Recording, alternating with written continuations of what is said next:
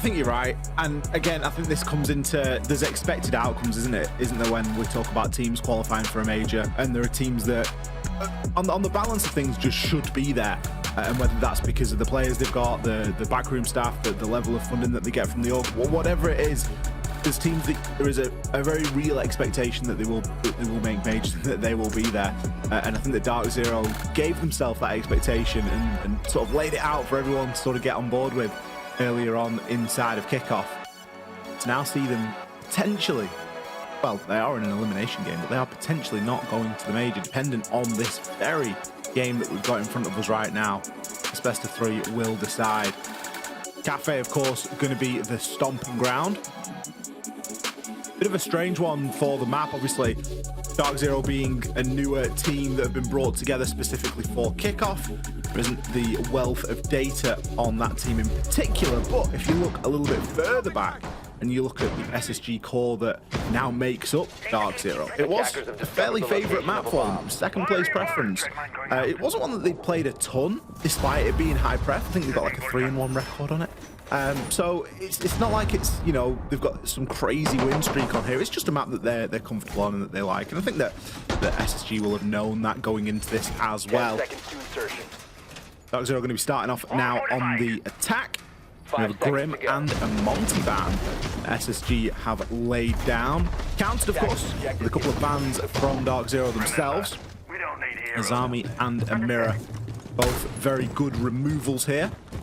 It will leave a few toys open, but that mirror, especially when defending that top floor, it can be such a big problem. Yeah, I was gonna say, I think these are probably my 2 personal favorite defensive bans on this map, and they're like super basic, so not, you know, not stating anything revolutionary. But Azami, obviously, for like being able to extend into Christmas, but like you said, I mean, Mira just changes the whole game when you're trying to attack that top floor and push through it. I mean, the top floor is relevant to basically every single site except, well, first floor or 0 floor or ground floor, depending on if you're from America or the UK. And when something's that powerful, you kind of got to get rid of it. On the flip side, I mean, we still have plenty of shields in play for DarkZero, and Kino will flip onto one immediately, bringing the Blackbeard right out of the gate. As there aren't actually too many crazy operators for the side of DZ. We have, you know, the reworked Thatcher, but no Ying, no Capitao, not only the execute ops you would expect. This is going to just be a pretty normal utility-heavy attack. You bring in a secondary util, not only to clear out positions, but the EMPs to destroy electronics, all to facilitate the Blackbeard. You see Fultz moving in quickly into shot, but we see somebody, I was about to say, ratting behind one of the other cocktail bars, and Rive will be able to finish that one off pretty quickly. Kino looking to gain some increased tempo. Ooh, committing. Ray tries to take that fight, ends up regretting it. Yet SSG maintain their advantage. A very strong hold. Strong is just in their forward positioning on the top floor, getting in DarkZero's face, then falling off once they acquire that advantage. Pocket reinforcement from Aiden here as well. He can place that down inside of Dining and just give a nice angle, or lack of an angle, should I say, onto those white stairs. A little bit of a strange push there from DarkZero. I was agreeing with you, Lynx. I would have liked to have seen something more toward an execute operator, something that you could use as a little bit of a spearhead to really get behind. Obviously, the Blackbeard does provide that, but only really for that one person playing it. Capitao, Ying, something like that could have just opened things up, as opposed to Fultz just blindly trying to push on through. Rival going to pick up another kill now over onto Kino, and with Nua's pretty low. Round 1 isn't looking too good at all. Low or not, that DMR headshot's going to rip him to bits anyway. Leaves a lot for J90. A headshot with any gun would have got the job done there. Nice find on a Giddy, playing on the red stairs. Lose a lot of HP in the process. Dream was playing and reading earlier, and as you can see, once SSG realized their positioning, he's pulled all the way back into the site. We'll land that final kill. SSG, I think, having a very clear win condition there. Try to play for a pick early or play for an advantage early, and then once they got it, just fall back. Play for time. You have the angles, you have the full control of the site, and obviously, as we know, the vertical destruction for DarkZero was not all that prevalent. They had the sledge, and that was about it. That wasn't something that influenced SSG's strategy, but as a consequence, any vertical destruction J90 would get would be a lot slower. They'd have to dedicate a lot of manual attention to it, rather being able to set and forget a boogie drone, and that was always going to slow things down, always going to make things more difficult. It seems to just be a bit of gaps in the DarkZero attack right there, and you know, part of it I think is just kind of the sequence when you start off with somebody hiding behind cocktail bar, and he's immediately found a gap and taken down Fultz. It's easy for any team to get disrupted in that position. Somewhere that there was absolutely no gaps was this defense. This, of course, being maybe the only gap. Okay, maybe there wasn't absolutely no gaps, but the fact that everybody dropped off at the time that they did, I think there was a really good recognition there from SSG to say, okay, we've got a very good idea of what they've brought now, because we've heard all the guns and we know, you know, we've heard the utility being used. They've also not used a lot of utilities, so we kind of know what they've got, or at least what they haven't. We can probably just afford to drop back now and just play sight, set up some really nice crossfires, and it's basic siege, but when it is performed well, it just looks so good to watch, and it looks so easy, but it really isn't. That hesitation on dropping, that decision of when exactly to make that retreat back to site can be so crucial, and SSG hit it on the head there inside of round number 1. Still, DZ aren't going to be too concerned, Cafe being the map that it is. Whilst we aren't expecting them to win every single attack here, it's a little bit more on the defender side of things, so I'm sure that they are going to be cognizant of that and not beating themselves up too much about things. They will be looking to try and take into this top floor again. Now they've got a little bit more disruption, but oh no, Dream just holding the flat angle there with that DMR. Just to show the power of those weapons. Yeah, Kino doing something we've seen before, of repelling into the white window with a shotgun, but that second fight, not favorable to him whatsoever. Another 3v4 for DZ to work their way out of, and Jan, I know, in a difficult spot. Full control of the white stairs position, not established, but aware somebody might be behind the cocktail bar. Pushes Dream out, but actually can't find him until the second bout. Free fire around the corner will make this a 3v3. C4 goes wide. Rival on low HP, this might end up favoring DarkZero a little bit. An extremely chaotic mid-round, but favorable HP, and NJR even flirting with something more. One defender inside of the dining room bomb site. It's a reading room and dining defense, but seems to have reached a bit of a pause and a lull in the action. Fortunately, J90 did survive, so a lot of this soft floor can get opened up. Some of the angles that SSG want to be holding will be exposed here. Still 1 minute and 10 seconds though, so plenty of time. You can see there's a nice link being formed here. Rival middle of that link. Gitty and Aiden on either side. White stairs and red stairs both being watched. A nice line of sight being built through toward pillar and reading door there as well. The defenders have pretty much got everything covered here. DZ forced into a drop. And forced into a drop, but trying to find a little gap through. Sledge open the rotate hole into Laundry and get the diffuser down. NGR, good coverage. Foltz might be frozen, but the diffuser goes down successfully.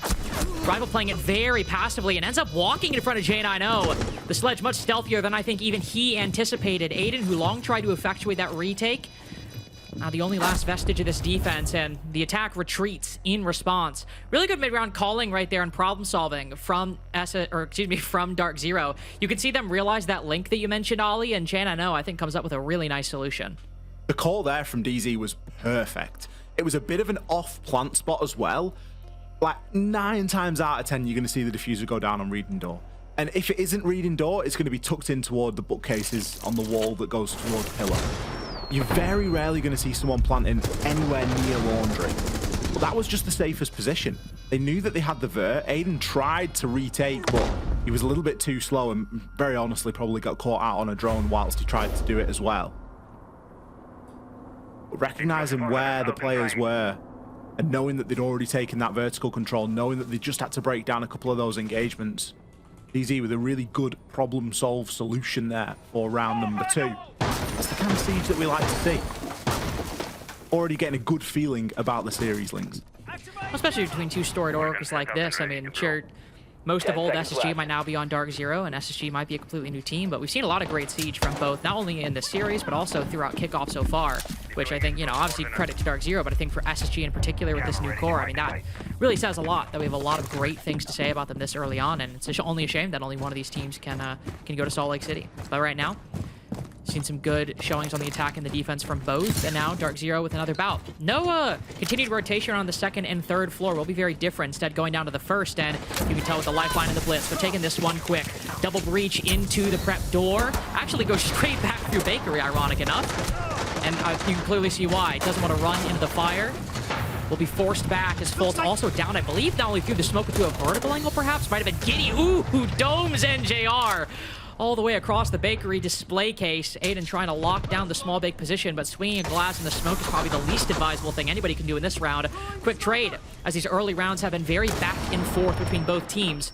Though both times, SSG have broken away with a man advantage. It's not the case here in DarkZero. Ooh, think about getting to plant again, but with a Scopos up above, Kino falls back through prep and rejoins the attack in bakery. SSG have done a really good job at keeping these players at bay. 3 people all consolidated, but really forced inside a bakery. Newer's the only one outside, but he's got to hold this small bake window. The flash is more to ward them off than anything, and I think this initial thrust is just, it's going to fall short. News is kind of sat there going, guys, I'm playing the ramp. Like, I thought the play was going to be to get vertical control and to open up some of this floor. And what's really happened is NJR and Kino have just burst in through bakery and prep. Unfortunately for NJR, he has fallen. Kino was a good way toward getting that plant down as well, but came off. But because of how quickly they've been moving, could afford to make that safer play and go, yeah, you know what? I don't want to get shot from above. We're going to take a little bit more time to figure things out here. They are at danger of stalling out. Newers still with his sights turned towards that first floor. Knows that there are going to be players up here, and I think he's got a good read of the player on those red stairs. Dancing with them around the bottom of wedding window as well earlier. And Kino just going to try and do what he does best. Hop himself in and make something happen. Ooh, and he will get one, but SSG, probably the most impressive thing we've seen so far. Well, that shot, that quick reaction from Kino might just beat that. But SSG have done an excellent job reading into DarkZero's play. Not only the initial rush, but even the rotation upstairs. Players ready for it in mining, and it's an easy pre-fire from Dream, but SSG's gameplay and these defenses, even the last round, have all been very well thought out, very good, and also such quick and sharp reactions to what DarkZero are doing and adjusting in real time. It seems strange to say this, but this DZ team is hella aggressive. And that's not usually a characteristic that we've been able to give toward DarkZero with rosters gone by. These guys really aren't messing around. Sometimes it is to their detriment though. And I feel like the cart is just being put in front of the horse a little bit too often. Round 4 bans will be an Aruni and a Deimos. Now, the Aruni isn't too much of a surprise. Those DMRs have been a bit of a problem so far for DarkZero, as they are a problem for a lot of teams at the moment. They are so powerful. And it isn't really the laser gates that you're wanting to get rid of as much as that DMR, because it just hits like an absolute truck. They are going to choose now to take their tactical timeout. Halfway through their first phase here, halfway through the most difficult side, it makes sense to try and steady the ship now before things go too drastically awry. Especially when you look at the rounds that have transpired. I mean, SSG have opened things up with the first 3 opening kills every single time, and pretty much every single round has then even gone to a 4v3 favoring SSG. The last round being technically the sole exception, but it still was a 4v4 that resulted in Kino being forced off the plant and the overall initial attacking strategy, which obviously at DarkZero were fully committing to, going awry and not being successful. Required a rotation up the stairs that, as you can see, not only were SSG ready for, DarkZero also just didn't quite have the planning necessary. And it's understandable when you're putting so much investment in that quick blitz play at the beginning. You're going to need to put in a lot of investment later in the round to recover, and maybe you don't have the drones, maybe you don't have the utility, maybe you feel a lot of pressure and don't feel like you have the time. And so things are just going to inherently be sloppier than the set play you likely have in the strat book. But SSG were able to take advantage of that, and when they're already starting out with advantages in every single round, a little more respect might need to be afforded toward the Spacestation side as they have come to play, and even in the round they lost, all 3 of these defenses have had very clear strong points for Spacestation Gaming, and DarkZero's pick. Can't let that survive. Can't let that continue. I would kind of like to see DZ slow down just a little bit. I think that they've got room to do that because, as you say, maybe they are just moving a little bit too quickly at the moment. Time will tell us to whether that happens or not. The Blackbeard certainly hasn't been banned, so that isn't going to slow Kino down and force him onto something else. He's still going to be rocking the BB here in round number 4. We've got a little bit more information, or alternate information, being brought now as well. Nua's going to be rocking Snake. We've seen Deimos previously, but with Deimos getting removed, he forced onto the Snake. Oh no, what a shame. Snake in a lot of ways better than Deimos, and in some ways not as good. Mute jammers will play a bigger part in Snake's ability to use that assault on Scanner. Speaking of scanners, we've got Getty.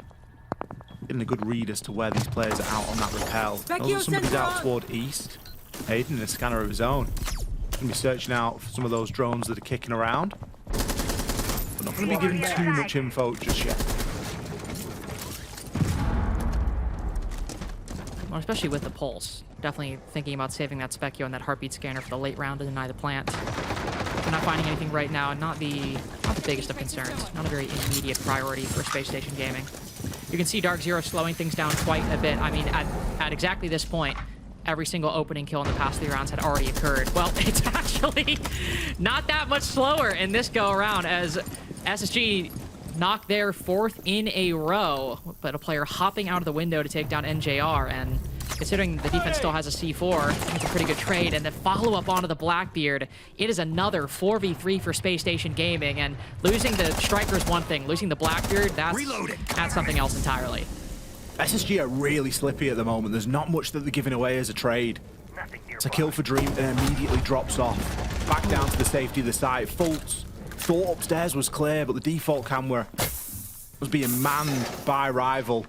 And allows Raid, despite being on 1 HP, snag himself something. Still operating in this top floor on Longbar.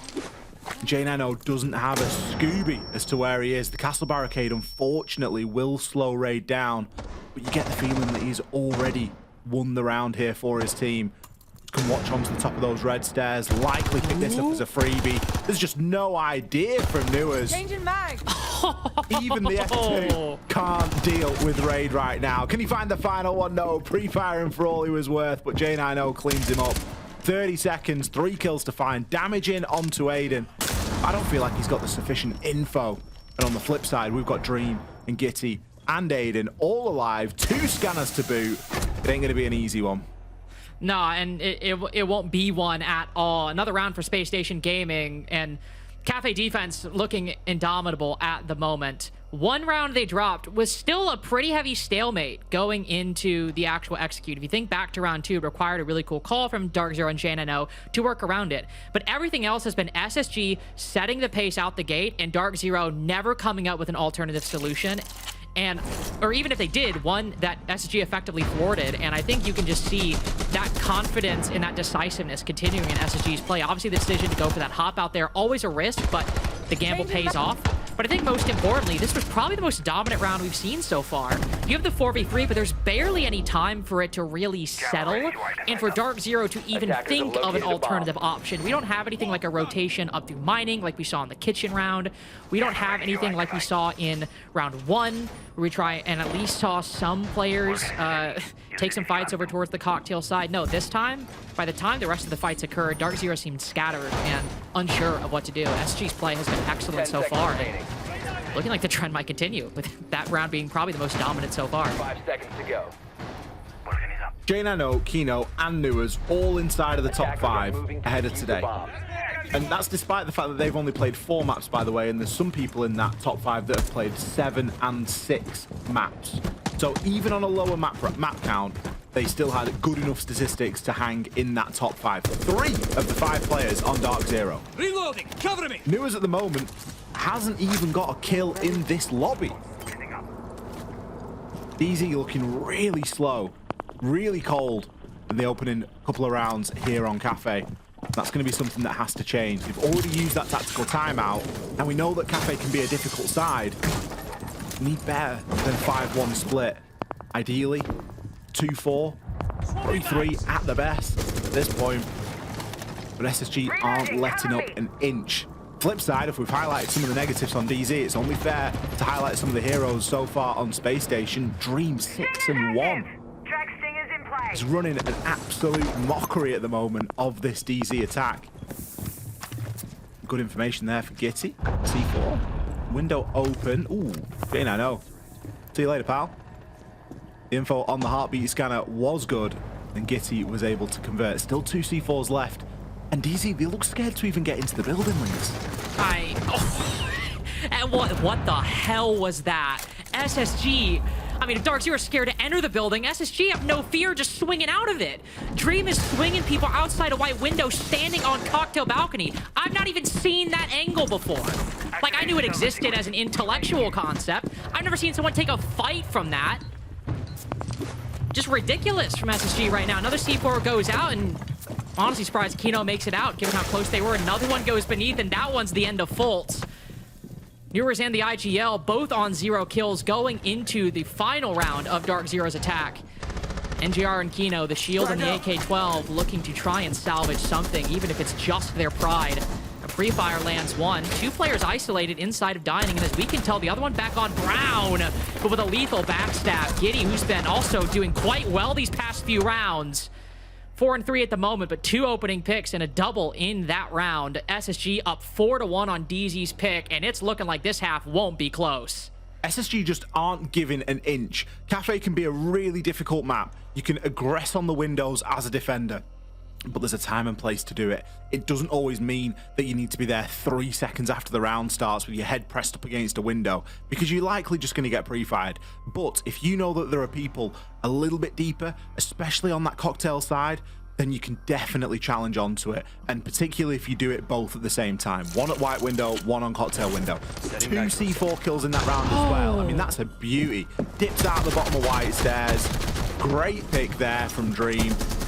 Like, they just seem to have such a great read on when to swing, when to play aggressive, and then again, when to back up. We don't see them throwing loads of bodies when they've got a man advantage. SSG are very cautious with that advantage. They'll exercise it and they'll let you know that they've got that clear advantage, but they're not just throwing bodies blindly at problems.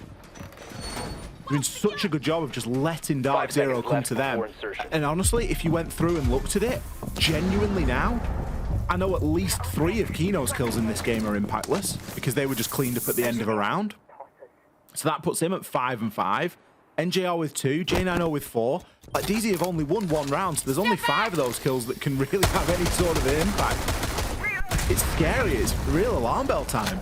Well, and to your point, I mean, 5 of Kino's kills in total have come in rounds that they've lost. 2 that we just saw, that 3K back in round 3. So, I mean, that's literally, that's over 50% completely impactless. And, I mean, when you think about it that way, I mean, this has just been a complete shutout by Spacestation Gaming. And again, think back, the only time that DarkZero had something was when they had space to actually really think through the problem, get that diffuser down, and work a really nice and impressive post plan. And you can clear that SSG faced that one time where, like, we are never letting them get to that point again. We are not giving them any space. We're not letting them get that plant down. And whether it's in the early game or the late game, they are not getting a single inch of control unless we consent to it.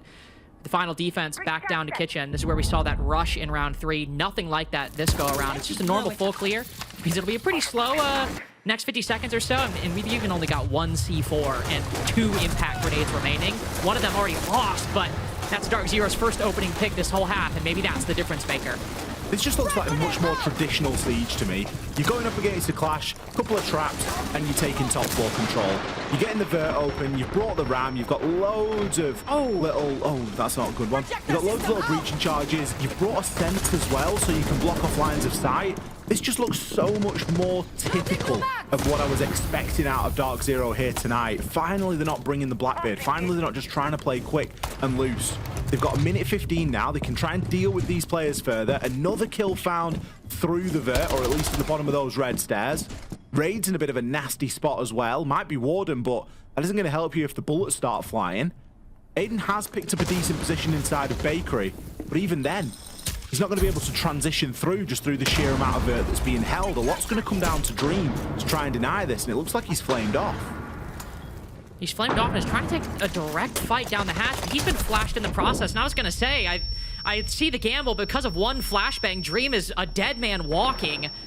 Raid's fully pushed back and isolated in VIP, and that makes this a 1v5 essentially for Aiden. We've got 4 people on this crossfire at the moment, making sure Raid does not get out alive. Aiden moving to support, but everyone from DarkZero is playing for the kills. They sense the win condition and are not going for the plan. They are pushing deeper. Find Aiden standing at the brown bar. Double kill for Kino, and this is looking like these kills will have impact. As Raid in a 1v5, it'll be a flawless, no, not a flawless, as a trade at the end, but an impactless one nonetheless. Spacestation get their lead, but DarkZero still have something to say. DZ finally playing some typical Siege there. Let's hear what our desk has to say about the first 6 rounds. Thanks, X. I mean, this one was a little stronger from SSG than I think I expected, at least right out the gate. They took early control, 4-2 so far on Cafe. Listen, I'm done making predictions at this point. You really can't call anything. I mean, the aggression from SSG, I really like. They've been getting the majority. Well, they've gotten 5 out of 6 of the opening kills going into their favor. I mean, round 3 and 4 in particular, they just always have a response. And I think that's something that both X and Lynx have talked about. They've just been so strategically sound in understanding what SSG is going for, how they can stop the flow of the round. Even this right here, they know the blitz is pushing, but he's not even focusing on it. He's focused on the play that's going to jump in immediately to follow up. But again, they have these crossfires, they have these traits. And then you look at round 4, for example, if you're going to jump out of the window, you have to be going for a 1-for-1. And that's exactly what happened. You get the kill here, that puts the pressure now on SSG. They start to, then they get the other kill on Cocktail, and then they play back into their lairs. And that's what I'm also really like to see. If you're going to have an early aggressive game, you don't have to continue through and make that your entire name of the game throughout the entire thing. They play more passive, and then it's SSG on the back foot, having to slow it down, having to understand what's our next approach. I mean, it is 100% not only a physical game of the aspect of aggression, but then it's a mind game of what's going to happen next, how can we stop it? I mean, I think one simple word to sum up SSG's play is just confidence. Some of the gunfights that they're going for, I feel like is purely backed off confidence. Being able to understand, oh, I can peek here, if I die, it's not the end of the world. I mean, the plays that we're seeing from Giddy, the shield not affecting the player inside of Train, I think SSG's whole game plan is just early aggression. They're playing a very classic style of Siege. They get the first pick or some type of early advantage, and then they try to drain out as much utility from DarkZero as possible. Now, from the side of DarkZero, you have to ask, did they come into this maybe underestimating SSG? Because it feels like a lot of the ways that they're dying is just simple things that, you know, you're not looking at an angle or you're getting too over aggressive. I mean, round 2, Newers just dropped into Cigar and then peeked the Cocktail guy and instantly died. And these opening kills, one round is not the end of the world, but it's happening consistently. Now you're on defense. You have a little bit more of a hard hold. You're not going to be getting caught off guard, hopefully. If you're SSG, I'm assuming we're going to see a lot more coordinated pushes, maybe off of a blitz potentially, where they're trying to get that first pick initially, because this attack from SSG seems very familiar to old styles of attack on Cafe. Well, Dream has also been playing really well individually. I was surprised to see him streaming before this match. I asked him, like, unusual, you're streaming before the game? He said, some people just want it more. Some people are just hungry and are ready to go. That's the most Dream response. So clearly he's feeling good. This team is warmed up and ready to go. And, well, we're ready to go to see how this second half gets underway. Lynx X, back to you. Thank you very much, you guys. And honestly, Ollie, I think one of the points I want to pick up on is whether or not DarkZero might have come in underestimating SSG. Because I think we can say that it's not necessarily definitively true, but it's definitely a plausible interpretation. But that, I think, was dispelled a little bit in round 6. I think if that kind of strategy and the way they played is indicative of anything, I think they're locked in. Yeah. There's an argument to say that they're locking in. There is an argument to say I think that they potentially underestimated and it took them a long time. Maybe DZ were a little bit stubborn because when they pull out an attacking round like they did in round number 6, yet it's taken them 6 rounds to actually do that, you think to yourself, well, if you could have done this all along, why weren't we doing this from the start? You know, like, it's a stubbornness, isn't it? It's a stubbornness to change, and it's, no, we'll get them next time. It was, you know, lucky kill or something like that, and that's something that's going to cost them games and cost them maps, because there are teams out there that will take that and absolutely run away with it. SSG now have an opportunity. They have a 2-round buffer going into this attacking side, and I think they've got very favourable bans as well. A Ying and a Dokkaebi, like, okay, sure. Dokkaebi, great, obviously always. Ying, again, thrown into the always great category. But you can still make something happen with Dream on that Blackbeard. I think that that's what they're going to try and work with here. Same defense bans. It is worth mentioning they are that good that they have been used both by each the attack and the defense respectively. So we can rest assured that we are firmly in the meta there when it comes to the old defense ban.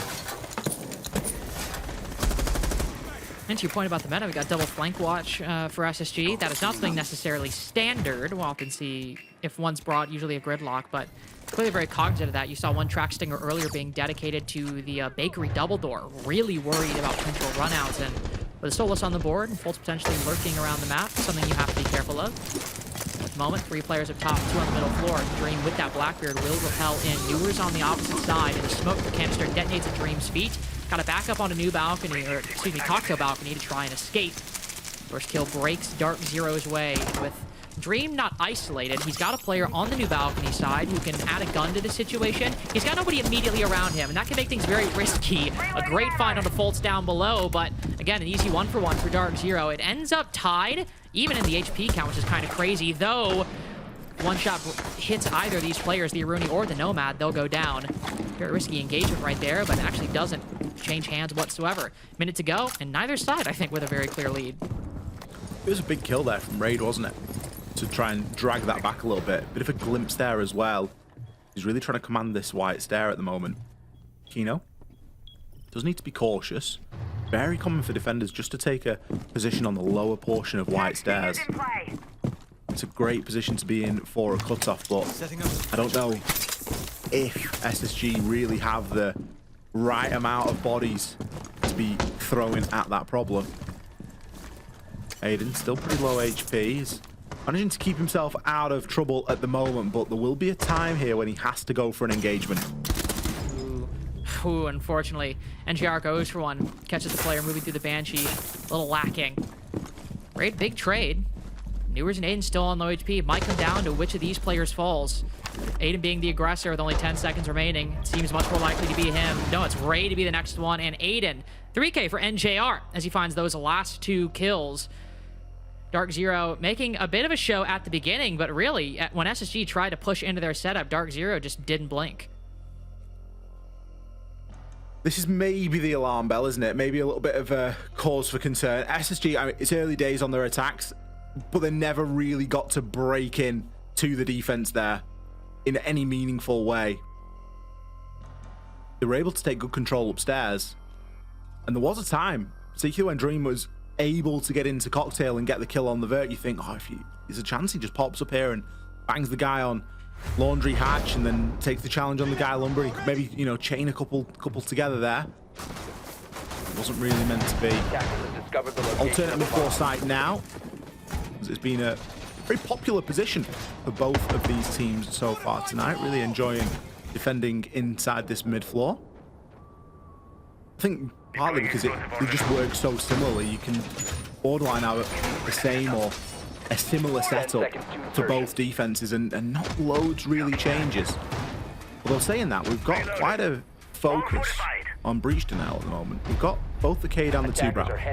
I often ignore the 2-brow just because it's a DMR, so you're going to see, you know, people do DMR things with it, and you're maybe not going to see this auto canisters used so effectively. But Kino rocking the Cade.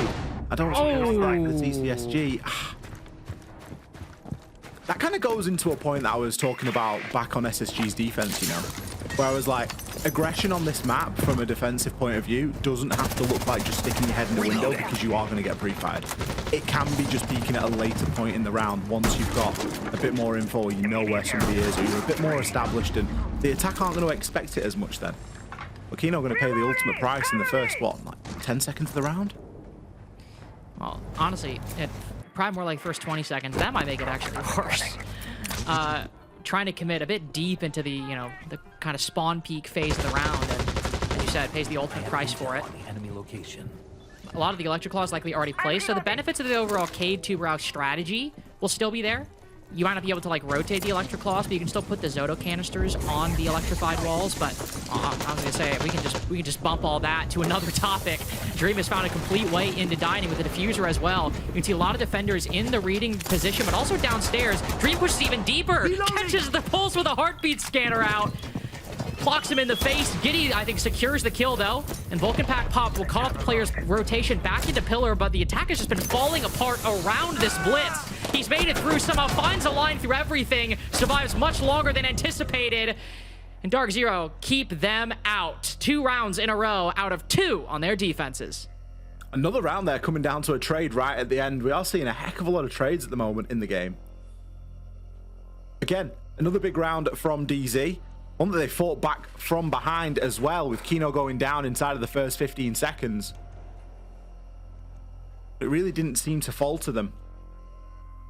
Again, this is where we start to think about SSG and their attacking capability at the moment. I mean, it's let's be honest, it's looking quite similar to the way that DZ wanted to attack themselves. A lot of it's trying to hinge around this Blackbeard, and yet often it isn't really having the desired effect. It will pick up a kill here or there, especially with positioning like that from Dream, where he manages to get himself right into the heart of both of the bomb sites, literally in the corridor that separates the two. You can almost see the relief there on NGR's face, because that had the potential to go pretty bad pretty quick, especially when you're against a Blackbeard and a Deimos. They are two very unforgiving operators. As it stands, DZ have leveled back the lead now, so the advantage that SSG had coming into this half has all but disappeared. And we are once again at a level playing field ahead of round number 9. Could be a moment where DarkZero break away with the lead right after this. We'll see what SSG do to try and counter that. Unfortunate drone found early. You can see that even though they successfully dealt with the Kino spawn peek, it is still influencing SSG's behavior, taking a long peek. 3 guns aimed at that double window just to be safe. Renegade burned early, but I was supposed to say this would be more likely just to allow Rival to hold the angle and also throw in that nade. Newer's prepped and ready for any Selma charge. It's actually just an ROU projector that's thrown in. Could impact it, but we'll need to wait for the activation, of course. Now as we move here, likely going to be a pretty slow attack, all things considered, reminiscent of the DarkZero one in round 6. But Aiden, if there's anybody that's going to peek this angle, it's going to be Newer's, and Swapping mags. I think maybe that first attempt might have not caused any problems. Be careful going forward. Good find though, shutting off the boogie drone. That's just a little bit of an exchange back and forth, though, until Newer's retreats in a code check. It's been a bit weird, but all things considered, still a fairly normal beginning of this round. News has just been rolling with the punches, hasn't he? The big problem there is he's lost his power position inside a wedding, so that wall into Bakery now can be open. Selma is free to be thrown onto there, but we are seeing 2 brow, and I think that was an impact that actually got rid of it. So some good fancy footwork from DarkZero to maintain that position and keep that closed. Selma is going to be on there now, but again, frozen out by the Zoto canister. All of this is brilliant time stall from DarkZero, and it runs a lot deeper than it initially looks like. You just think, oh, there's a player at the bottom of red. No, no, no. There are layers to this. Eventually it will now be open, but with a minute left, the value of opening that long angle into Bakery is a little bit more diminished. It's almost just given a perfect line of sight to pop that Goyo as well. Some vertical pressure now starting to come in, but Gitty taking as much as he's dishing out there on the reverse. Collapse has to happen here. It's going to be a double swing, but I think a triple crossfire on the VIP position. But Raid Stationary ends up opening up his arms to the C4. But boy, these rounds been close, 2 in a row, and neither side able to get a clear lead. SSG might have the advantage, but both of the previous have come down to 2v2s, and they could very well here.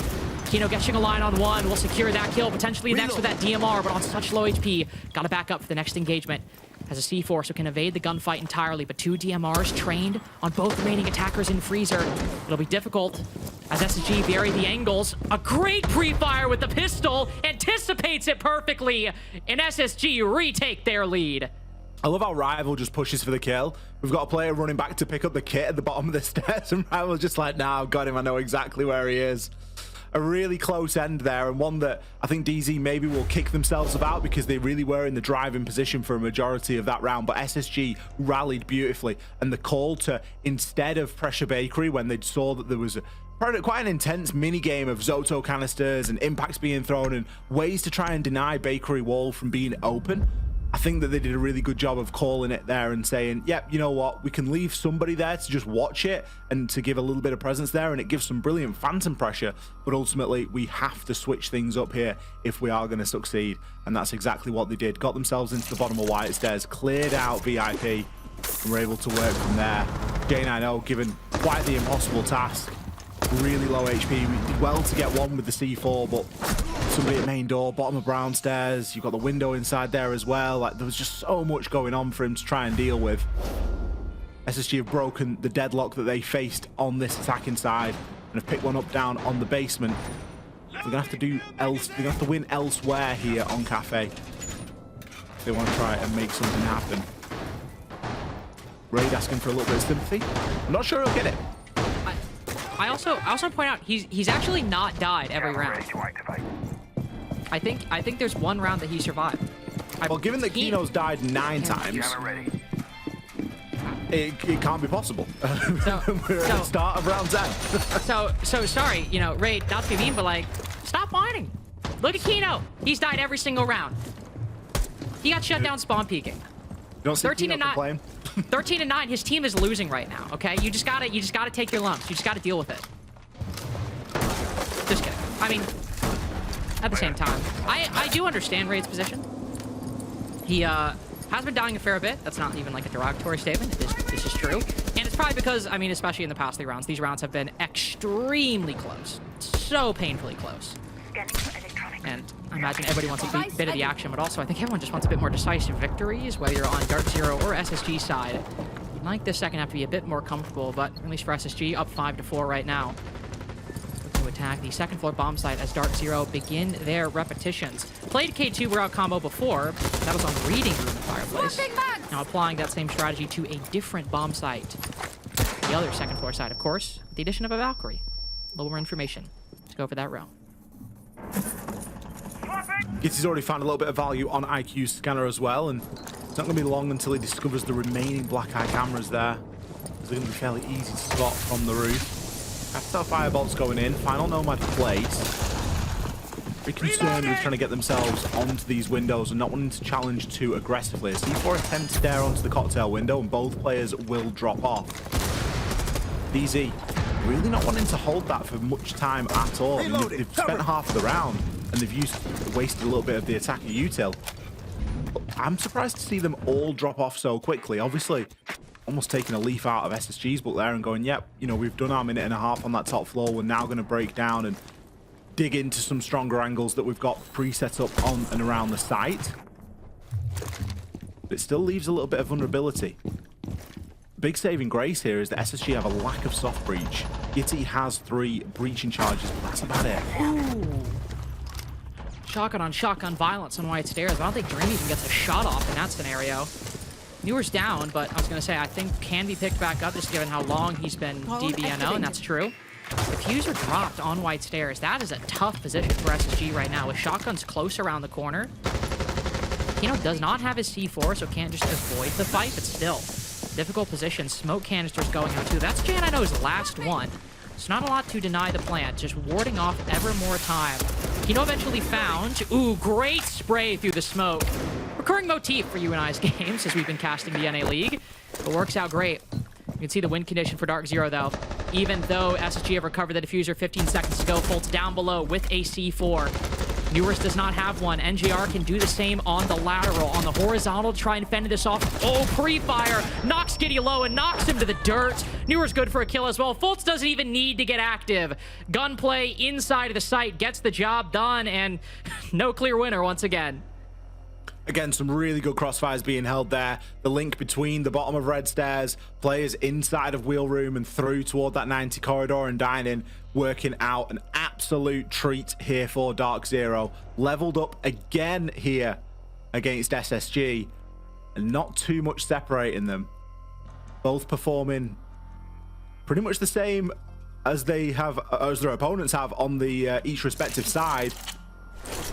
But it's going to be on SSG to make the difference and be that better team on these attacking rounds.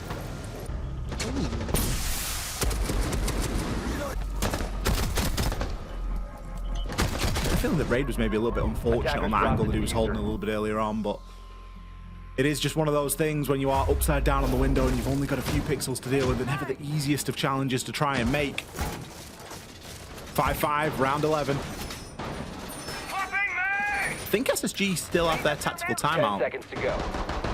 That's just sort of flashed across my mind as something that's still in play here. So probably see that used. I mean, I would have maybe liked to have seen it used a little bit earlier, but it's one of them that they're going to have to pull out at some point to try and steady this ship. Maybe they are just relying on going back downstairs and winning downstairs in bakeries. That's the side they were successful in, but that's only going to be good enough to guarantee an overtime at this stage. Now, this is looking like it's going to be a really close one, which, frankly, considering how the first half went, I mean, an SSG upset on Cafe would have been very cool and pretty awesome, but especially given that SSG have shown a lot of potential. I think a close game would be really, really exciting. Now for DarkZero, who this might be their third really close map, not only in the past 2 days, but in a row, as their last two matches were, or maps were 8-7 losses against Wildcard, and for this one's victory, and it's looking like this one will raise their heart rate a comparable level to the Wildcard game last night. Grenade out! Some early loss of utility to the Mozzie Pest, but just early util clears overall. Those Capital bolts actually being expended very early. Smoke bolts and I think both fire bolts as well. Even smoke canisters going out. Massive exchanges early on. And even quick control in the mid-round. Sledge and Striker creeping into mining. Not even, barely even a minute into this, his dream's gone down. Giddy, I think, just a little bit separated from the rest of the team. Sees the game plan devolving a little bit for Spacestation Gaming. There's a clear ideology for Aiden, Rival, and even Raid. The other two maybe left on the fringes and unable to pick up the pieces. Aiden is inside the site, by the way. Domes Kino on the white stairs. But I don't think this attack ever got off the ground. DarkZero now falling back to the middle floor with control of Diffuser in hand. And Raid and Aiden both only have one frag grenade apiece. Maybe good if they're really well placed. But this is gonna be a tricky one, especially when you look at this. Red stairs angle covered, player likely on the hatch. We'll look down, catch him walking through the fireplace. DarkZero uncontested in round 11. Likely moving up 6-5 right after this on their map pick as well.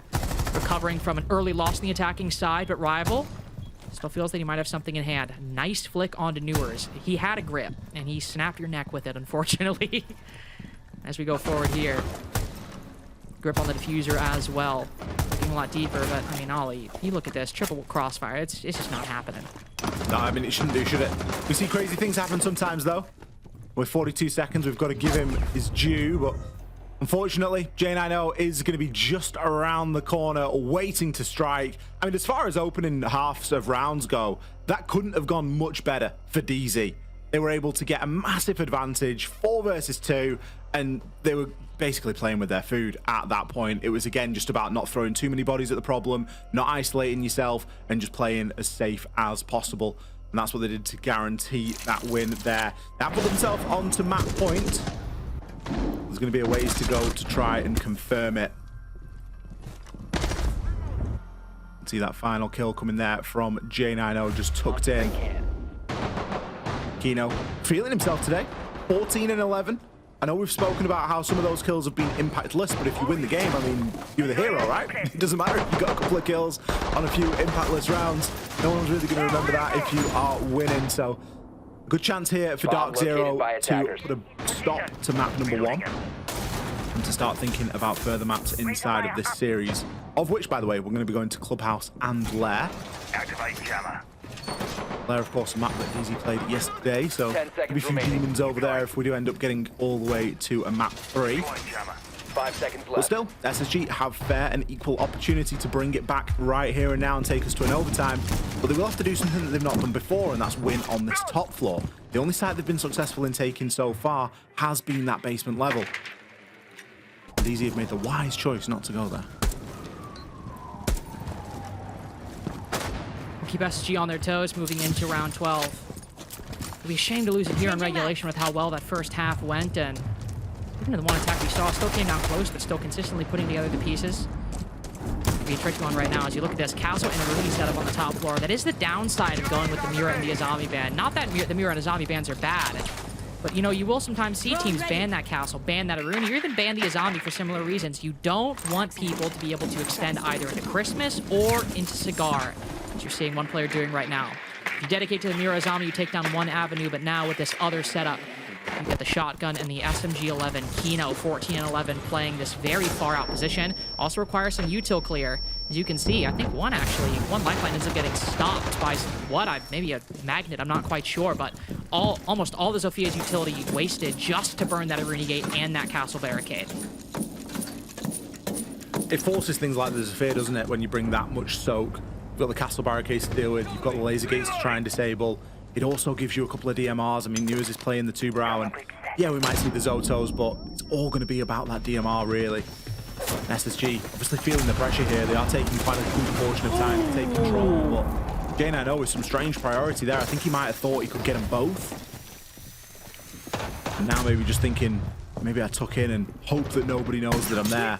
Bolts just trying to transition past these track stingers. It's going to take a good portion of damage, as are the rest of DarkZero as they just start dropping like flies.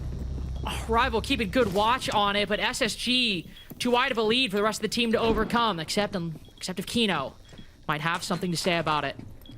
Might be destined for OT, but clear information on one player as the others drop down the red hatch. Ooh, Dream down in the process, but everyone around the corner ready to trade. First map of the night, and it'll be our first overtime as well. Though it being DarkZero's third in 2 days, you have to wonder when their luck might run out. A lot of siege for DarkZero to be playing, isn't it, over the course of the last couple of days? You know, for a team that played 4 games inside of stage and waited inside of the upper bracket for everyone else to catch up and for the rest of the games to be played, to now get put through the gauntlet that has been the last 24 hours. Serious amount of games to be played, serious amount of rounds. And there's an argument to say that either they're not making it easy for themselves or they're coming up against blooming good opponents. But SSG have clutched the OT here. They're going to give themselves another bite at the cherry. That positioning from Dream was perfect. And again, you feel sorry for Kino here. He's just not really got anywhere to go. Like, you can snag 1 kill, but as soon as you've been shot from long bar, the call is he's on long bar and you've got 2 people inside a shop. It's a very straightforward swing. SMG as well, you know that they're likely going to be hitting a reload. It's not like you're going up against something that's got plenty of ammo in the tank.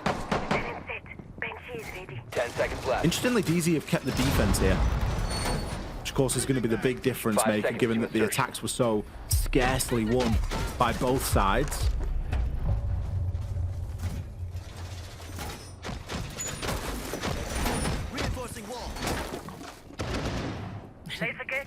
Especially have to feel bad when, like you said, attacks are so scarcely won, but SSG, who started off this lead, is really threatening a 5-1 half at the beginning.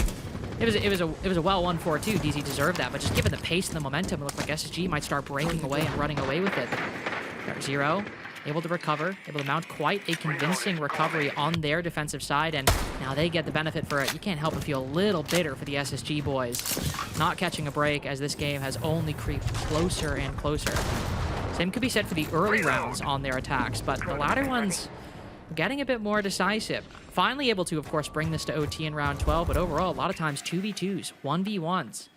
Middle section where DarkZero had a greater advantage, but overall, definitely a 50-50 match if I've ever seen one, even though both sides have been 4-2 for the defense. Reading the fireplace and mining defense right now. Just again, some early util clear, as it's pretty clear at this point, Ollie, that for both attacking teams, they have success when they take things a bit slower, take a bit more measured approach. Enemy device nearby. The measured approach has worked out for the attacks so far tonight. I mean, like you say, there's only 4 attacking rounds been won so far on Cafe, and a lot of the time it has been down to just you know, a bit more traditional siege. Work your angles, take your advantages, and go from there. The flashy quick plays, they've not always really panned out, and that's been for both sides. Dream's trying to target some of the electrification here and just clear the way for Rival to start opening up into bathroom. Oh, Dooson, brilliant swing there. J9O just catching some really unfortunate timing, but a great response. P4 from NJR from below, and now his position's known. He's got to turn his attention. I gotta say, the trades this series for both teams have been some of the best I've seen this stage. But at the last moment, it breaks away towards DarkZero, and now Dream, well, he can't have a single one of his kills traded out and mitigated by the defense. Clear information on one player, but minimal opportunity to deal with it right now. Zeeping on the pulse, in the corner, in reading. Can he land a pre-fire through the wall? Oh, moves right at the last second. Bad luck gets even worse for the leader on SSG. Put to 1 HP through his team's own vertical angle. DarkZero bounced back from their loss to put them into overtime and have gained match point again. Another attempt here from DarkZero to close out Cafe. really good defensive hold as well. I think that DZ have read it perfectly because they knew exactly how SSG were going to try and take that. There was going to be an attempt to Hibana open in toward Bathroom, in toward Freezer, and work something that way. And you could see, as soon as Raid hopped in, bang, kill onto J90, but the response was there. It's a very small hull, very delicate, a little bit techy, you could say, but it worked. NJR was able to thread the C4 straight up through and continue to play that vert. And as you say, the boogie drones just exasperated the problem. It just made things worse for SSG because Gitty then just had so many different angles to try and challenge on. I don't remember the last time we saw this though, Lynx. An tactical timeout being used inside of the OT. Usually they get used before we get to this point. And to your point earlier about just like it crossing your mind, I honestly have just continuously forgot that SSG still had their tactical timeout, even after you reminded me. I remembered and then forgot. like 6-5 when they were down, I was just like, oh yeah, sure, okay, whatever, we're playing the round. Then they won. Clearly didn't need it. I don't know if I have I ever casted a game that had an overtime tactical timeout? I actually don't know if I have. And if I have, I certainly don't remember. But no, this is highly unusual. And part of the reason it's highly unusual is you just don't know, right? Like if you're down 6-5, you don't know if you're going to win that round 12. And if you don't use the timeout and you lose, you're like, well, great, glad I saved it for some reason. But obviously it works out in that case, and honestly, got to commend the staff on SSG for just having faith in their players. But now, you need to win these next 2 rounds, and you know for an absolute certainty that if you even drop 1, you're going down. I mean, this is quite literally the last point at which you can or should use it. So, good to see from SSG, but yeah, very unusual situation. 10 seconds to go. I'm not complaining. Clearly, they haven't needed it before this point. Well, I mean, the good news as well is they're on the defense, and DZ showed that they themselves were only good for 2 attacking wins out of 6, so the odds are very much in your favor. The thing that concerns me is, at least from an SSG point of view, is the lineup that DZ are bringing is a lot more reminiscent of the lineup that they did very well with in round number 6, where it's all about taking space, it's all about taking control and working that utility. They brought the Capital this time. That wasn't something that was a staple feature in their lineups when they were running the Blackbeard and things weren't really going their way. They've also got the Ram, so there is going to be an intention to take control and to start to try and work with it. Some great info being found out on the drone here as well. Fultz just having a glance around at his teammates' monitors. Enables the kill onto J90. I mean, that is the best view we could have got of that whole thing. Not only do you got the drone, you got the in-person coordination with Fultz, and then you got the bullets flying over top. I mean, frankly, I think a better POV and better representation of how those early round picks happened than the actual POV of the kill, and I mean that genuinely. Get the whole picture for how DarkZero get this 5v4. Something of their attacking side, they did not have quite a bit. They only got 1 opening pick that first half, and now this go around, it seems like their 3rd attacking win of the series might just be the one that does it. 5v2, a picture-perfect early game, forcing Aiden back, clear line of sight on red stairs, but the Goyo just has to retreat. Not much you can do. Giddy trying to bet this all on a lurk, and it'll have to be the house. Needs to win everything here. 1v5, and probably the worst thing, 1 minute and 25 seconds, and DarkZero are droning and getting vertical destruction. They are not letting this guy live. They've got so much time to work with as well. I think Nuez has an inkling with the way that he's looking, but the Fultz drone is all but going to confirm it. Then Gitty has to move straight into the line of the vert. A flawless round for DZ to close map number 1. That's exactly how we were expecting those attacks to look all game long. It just took us to an overtime for us to get to see it, Lynx. And I think that that is going to lead us into a very exciting map 2. And who knows, maybe DarkZero are going to go 4 for 4 on overtime games in the last 4 maps. I don't know. Hey, they at least won this overtime on Cathay, so we're trending in the right direction. We're moving to a better place for DarkZero, and I also think just for all of our hearts watching, whether we're DZ fans or not. Clubhouse, though, is their opponent's pick, and as you said, still quite a strong map for them. Hopefully, territory in which SSG can feel comfortable and bounce back, because we saw what a comfortable SSG looks like, and we saw it in the first 6 rounds of Cafe, and they were really quite impressive. Even though they dropped 1 in the first 5, still in a really strong position, basically up until the exact end and final round of the first half. Now as they start on the attacking side here, what was the greater struggle for both teams on Cafe? We'll see if Clubhouse bears anything different. Double hard breach denial bans for SSG. Really not for SSG, just for the attacking side on Clubhouse. These are pretty standard across the board. But Capitao and Grim as the two from DZ. This will bring a Ying pick out in the first round, but of course, with a warden on the defense. It's always what you have to do when you are basically pushing the attack towards picking a Ying. And oh, what a big shame you have to play the MPX and play a C4. Oh, crap. Dang it. What's NJR going to do with it? I suppose he'll play the Warden then. What a big shame. Warden, of course, very decent operator and something that I'm sure NJR isn't going to be wondering about having to play here and now.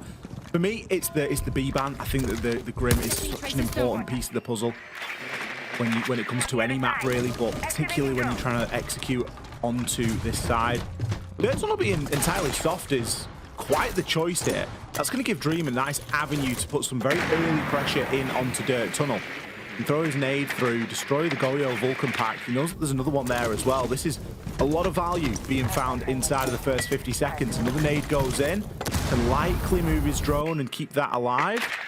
Just play his drone inside of blue. They don't inside of dirt. They don't even really need to push this too much, although Raid is backing up behind him. So there is a chance that they're going to try and dip the head round and see what they can find.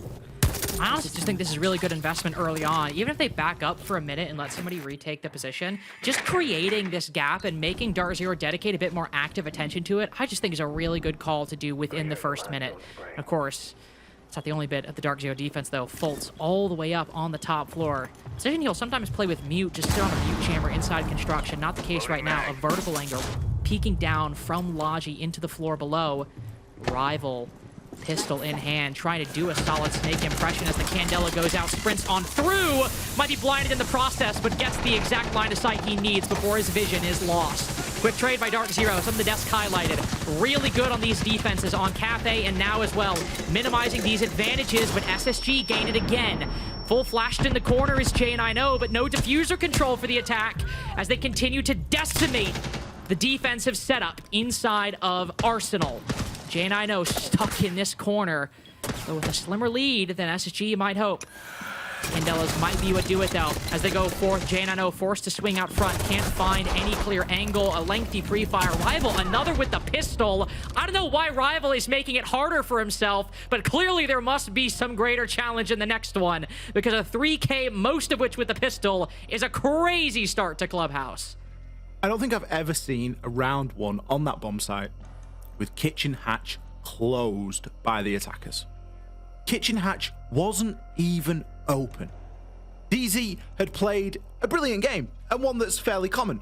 Extend into the map, take control upstairs inside of Logi, little bit of a hole in the floor, and you can see through the floor in Logi, directly down into kitchen, and you can shoot whatever it is. X-Kairos pellets, X-30, you name it, you can shoot it. Brilliant, great.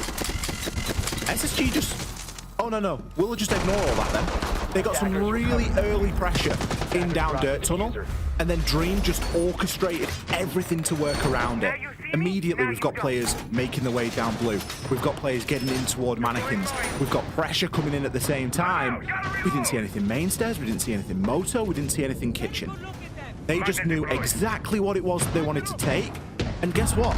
Fultz, he was upstairs inside of Logi. He has to rotate either down blue or down main stairs because kitchen hatch is still closed. Refer back to point number one. A brilliant call there from SSG just to recognize, look, there's a massive gaping hole here and we can move in and fill it. And it makes for a really exciting start to Clubhouse. Not only just getting us back in after the break, but also getting us back on SSG's side. Really close, overtime loss, but a loss nonetheless. People can sometimes lose faith, break away. Not right now. SSG with an extremely confident call in the first round, and boy, was it a joy to watch. Gym Bedroom defense now next up for DarkZero. Of course, we have the contractually obligated extension into CCTV and cache. Though with a bit of an optional addition of a little bit of a red hold, it seems. Though not a very ardent one, as there's no deployable shield. Janano loses a lot of HP, I guess, from a duel outside one of the highway windows. Not entirely sure where that happened. Fultz also losing a lot of health. Zedamos has gone down below, being hunted with the Vendetta from beneath. It's actually forced both defenders into construction within the first minute. That is some excellent value from SSG, and that demo specifically. They have cleared out this extension in 1 minute and 10 seconds. That's got to be a land speed record. I think if you were going to be mega critical on it, you'd say that you wanted to try and catch one of them as they rotated off. You've got Gitty outside the con window. You've got people in the position to peek through radio. You've got Dream at the top of red stairs. There was maybe potential there to pick up a kill and to not let DarkZero get back with full 5 players alive. Yes, they did a brilliant job of creating the space, but equally, it's cost them quite a bit. And now they've got to try and work through this next stage of the plan, knowing that there's potentially an extra man here to play a little bit loose, whether they want to play downstairs. On the outlines, you can see that there is going to be somebody down there at the moment, and that's going to be the big threat if that does turn into a rotate up those red stairs. Yeah, got to worry for the flank, of course. Also the possibility of one of the 2 C4s from below. Newer's on the off angle, trying to catch someone on the main window, but lose the Kiva barrier and likely a lot of the element of surprise, trying to play for more, but Giddy finds that one out. SSG showing they're aware of all these tricks that they might find. Dream attempting the diffuser, but I think falls off very quickly. Giddy lethal on these windows. A third? No, not if Raid has anything to say about it.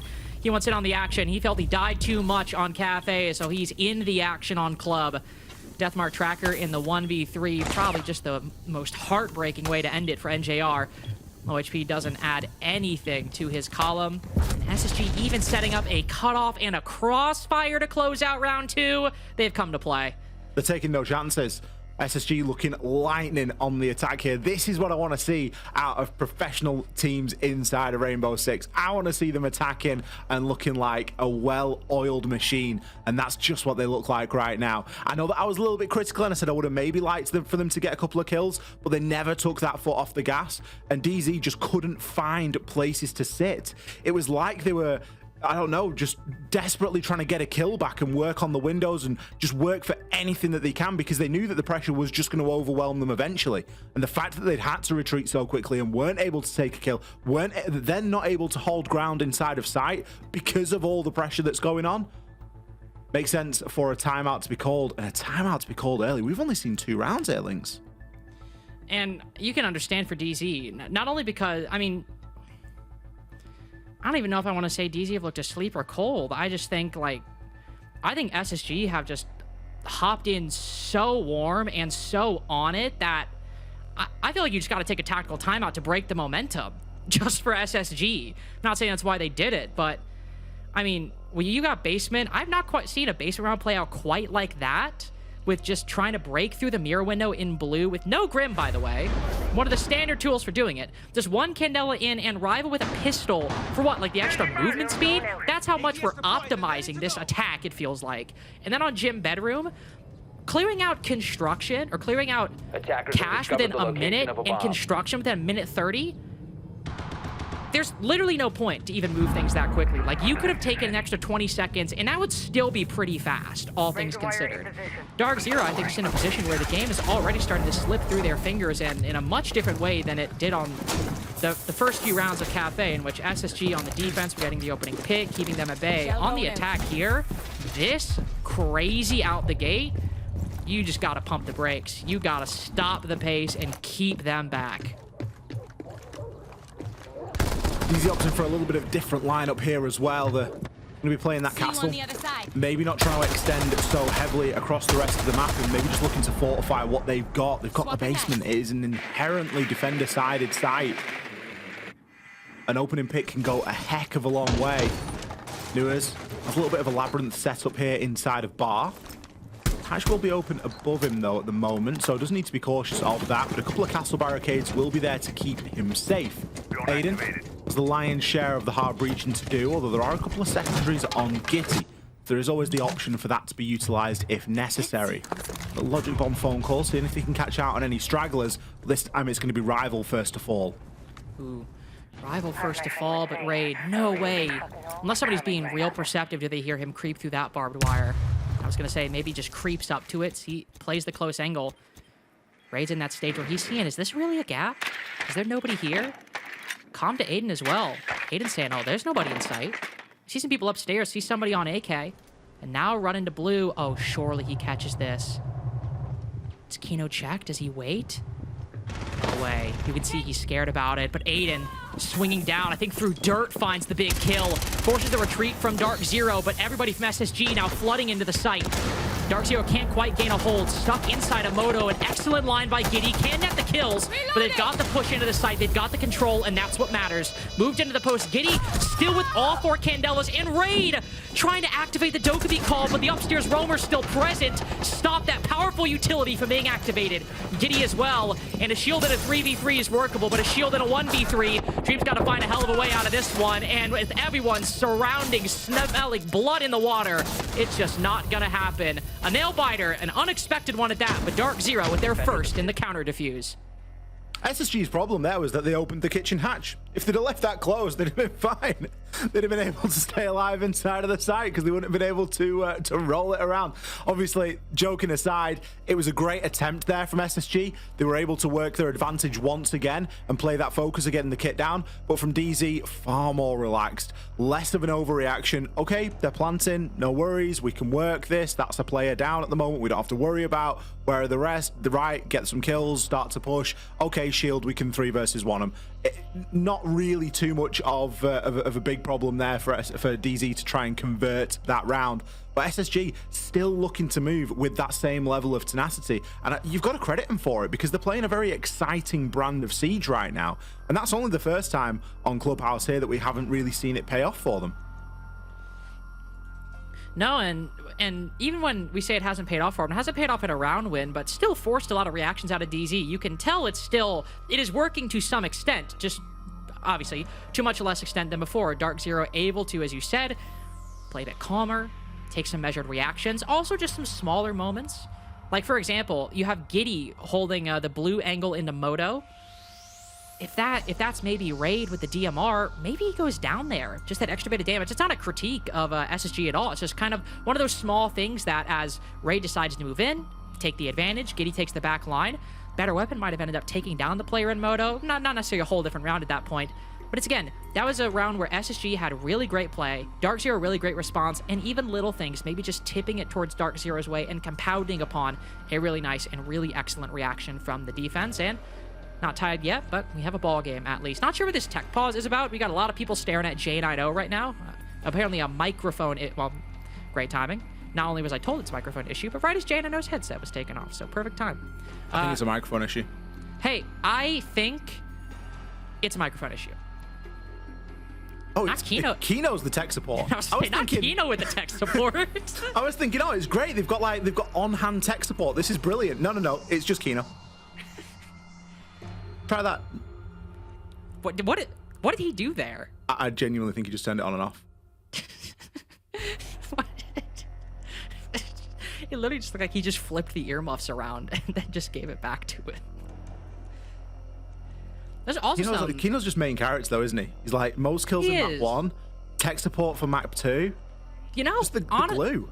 Honestly, like I will say, like, I feel like Kino is like underrated main character of like modern Rainbow Six, and not because like he's destined to win every tournament. Like that was kind of like, you know, people talked about like Bolo as the main character of Rainbow Six, and that was part of it, right? I felt like he was destined for a world championship. But I just feel like because of all the different rosters Kino has been on, but still on a lot of different rosters for long periods of time, I feel like Kino is like that kind of protagonist where he's like the gateway for the audience, right? Like we experience the story through him. He's our everyman character we can relate to. He's sympathetic. He's likable. He's fun.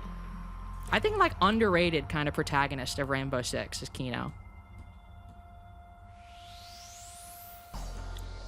How good are they at tech support though?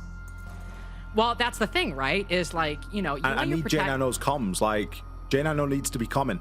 He needs a microphone.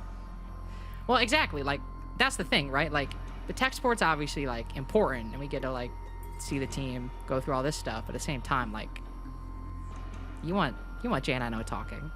I'm getting nervous. Like now I'm worried because if J90 of all people, like no disrespect, if Newers has mic issues, like he calms, right? But Newers, he's going to get aggressive. He's going to find his own opportunities, right? And sometimes, like, if he goes down, it's always sucks losing somebody calm. But, like, J90, the clutch master? I guess actually, to that point, if he's the clutch master, maybe he doesn't need the comms. Because if he's clutching the 1vx's, then who does he need to talk to? hopefully we've got everything resolved here. I think it was just a microphone issue, but we should be getting everyone back in very shortly. I think Nua's maybe took that time for a little bit of a comfort break as well, but he's back in business. We're going to join exactly where we left off at the start of round number 4, a Ying and a Mirror ban. Mirror, of course, such a staple on every map.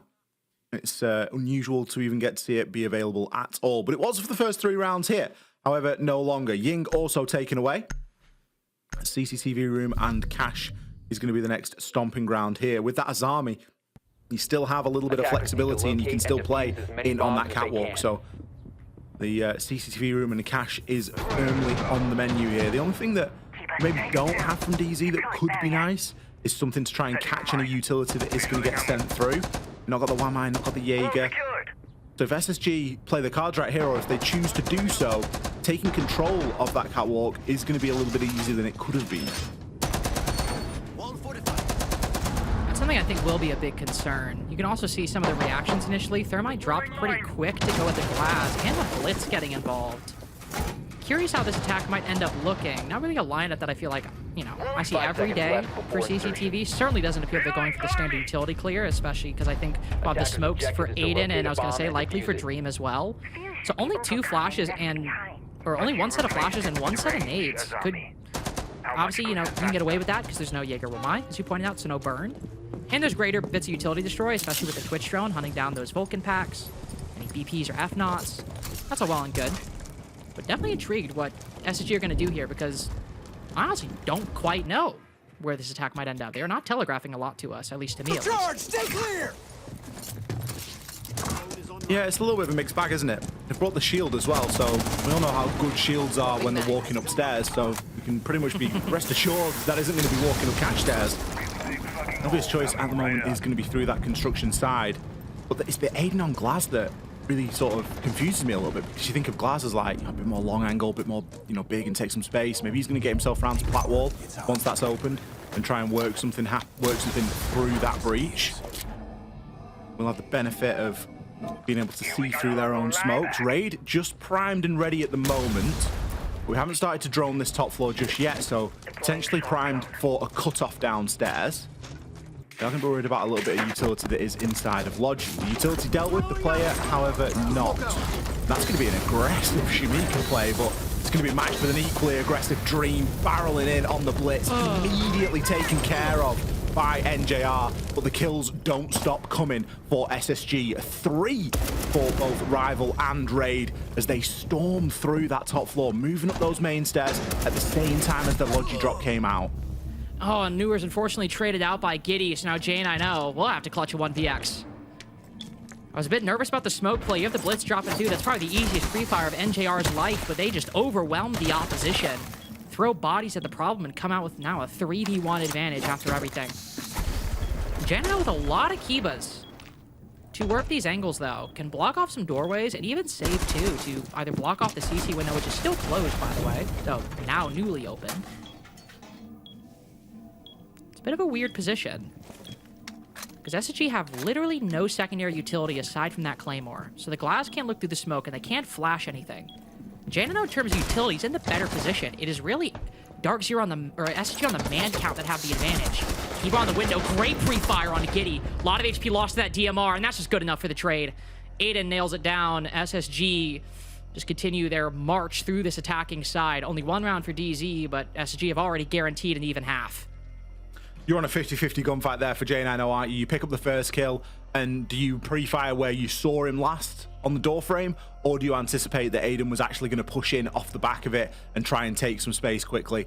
And, you know, it's a coin toss, isn't it? You roll the dice, and unfortunately, you're going to come up short a couple of times, and that was just one of those occasions there for J9O. Again, we've seen some strange rounds so far from SSG in how they want to attack, and it's the strange rounds that are working out for them. It's like it's so unorthodox that DZ are maybe struggling for a response with it. I think back to the first round, and then I think back to the last round, round 4, where we just saw a Logi drop, a player at the bottom of those main stairs, and it was a big 3-2-1, and that's what a lot of SSG's attacks are all about, really. When you boil it down and look at it, everything is coming down to a big 3-2-1 that's often, you know, initiated by whether it's Dream, usually Dream, getting into some sort of a position and then being able to call off the back of it and go, right, okay, this is what we're going to do. Right, everyone ready? 3, 2, 1, bam, we're going to go. The good thing is that they all commit at the right time and they're all ready and waiting in those positions when that call's made.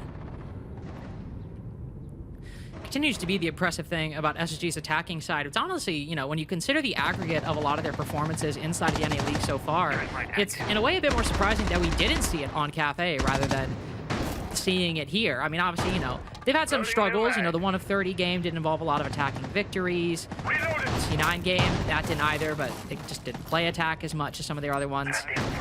They do a lot of the best of ones, at least the ones Ollie and I watched. Their attacks are remarkably well coordinated with those 3-2-1s that you were just mentioning. And it's been an excellent feature of their clubhouse gameplay here. Early exothermic on the jacuzzi wall, as NGR might still be Tachanka, but it is an entirely different site. It's going from CCTV to gym and bedroom.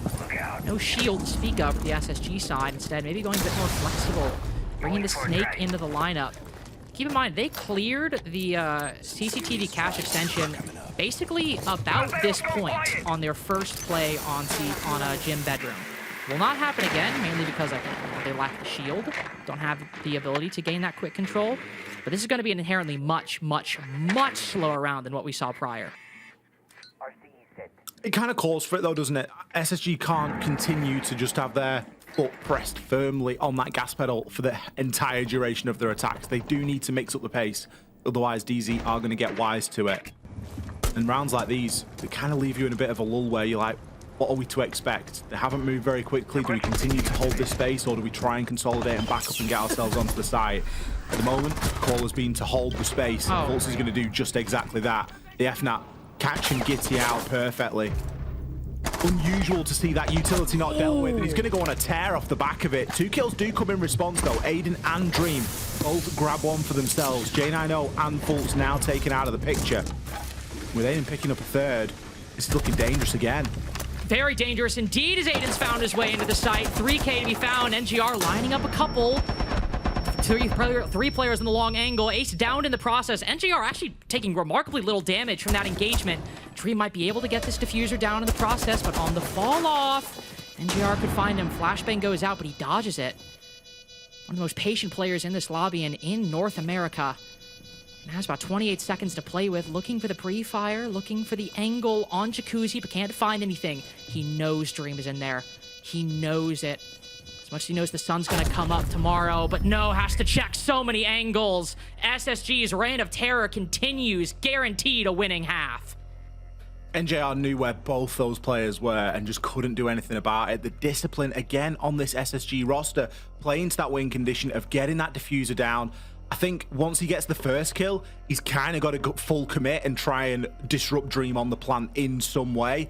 But again, how do you make that transition? At that point, do you know that the player's outside a jacuzzi, or are they maybe outside sight windows? Either way, you're rolling a dice and you've got a bit of a tough one. You probably played the right cards and chose to let the plant go down and chose to try and work it. They were separated. It was potential for them to be 1 versus 1s, but it just wasn't going to be enough. I thought with Fultz's little early spree that it was going to be plain sailing there for DarkZero. The position that Aiden was able to get, obviously coming through that jacuzzi breach, getting himself in towards showers, and then occupying that space. Yeah, sure, eventually he dies, but he's got 3 kills by that point. That's massive.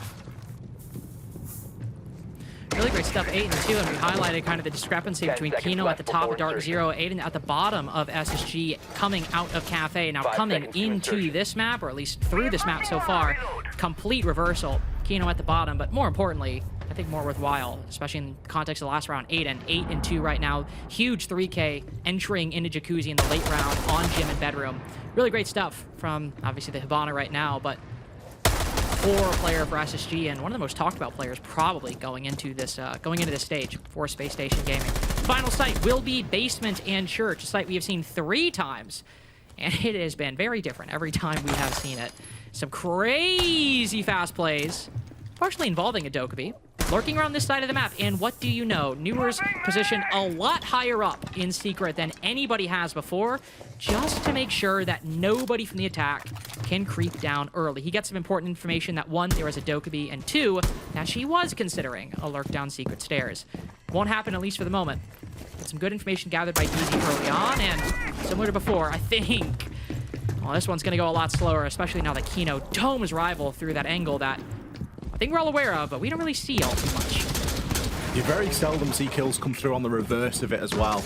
There's a big shot there from Kino. Takes down rival, takes down a lot of the soft breach as well. That means the kitchen corridor is likely going to remain intact, which is massive for defenders rotating between Church and Arsenal, and is likely going to be a real pain point for SSG moving forward. We know how they like to try and get in and work some of these kills from the vert, or just get themselves in onto the site and make something happen from that way. But at least here in round number 6, it doesn't seem like there's a clear which way it is going to fall just yet. We do have a bit of a walk down attempted here down on main stairs. Should be able to get the gym or the church window wall open.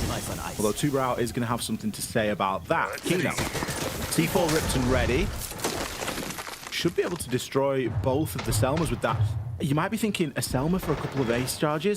That's massive. That's the last bit of hard breach that is in the lineup right now for SSG. They are now limited to single doors, single windows, and of course, the hatch.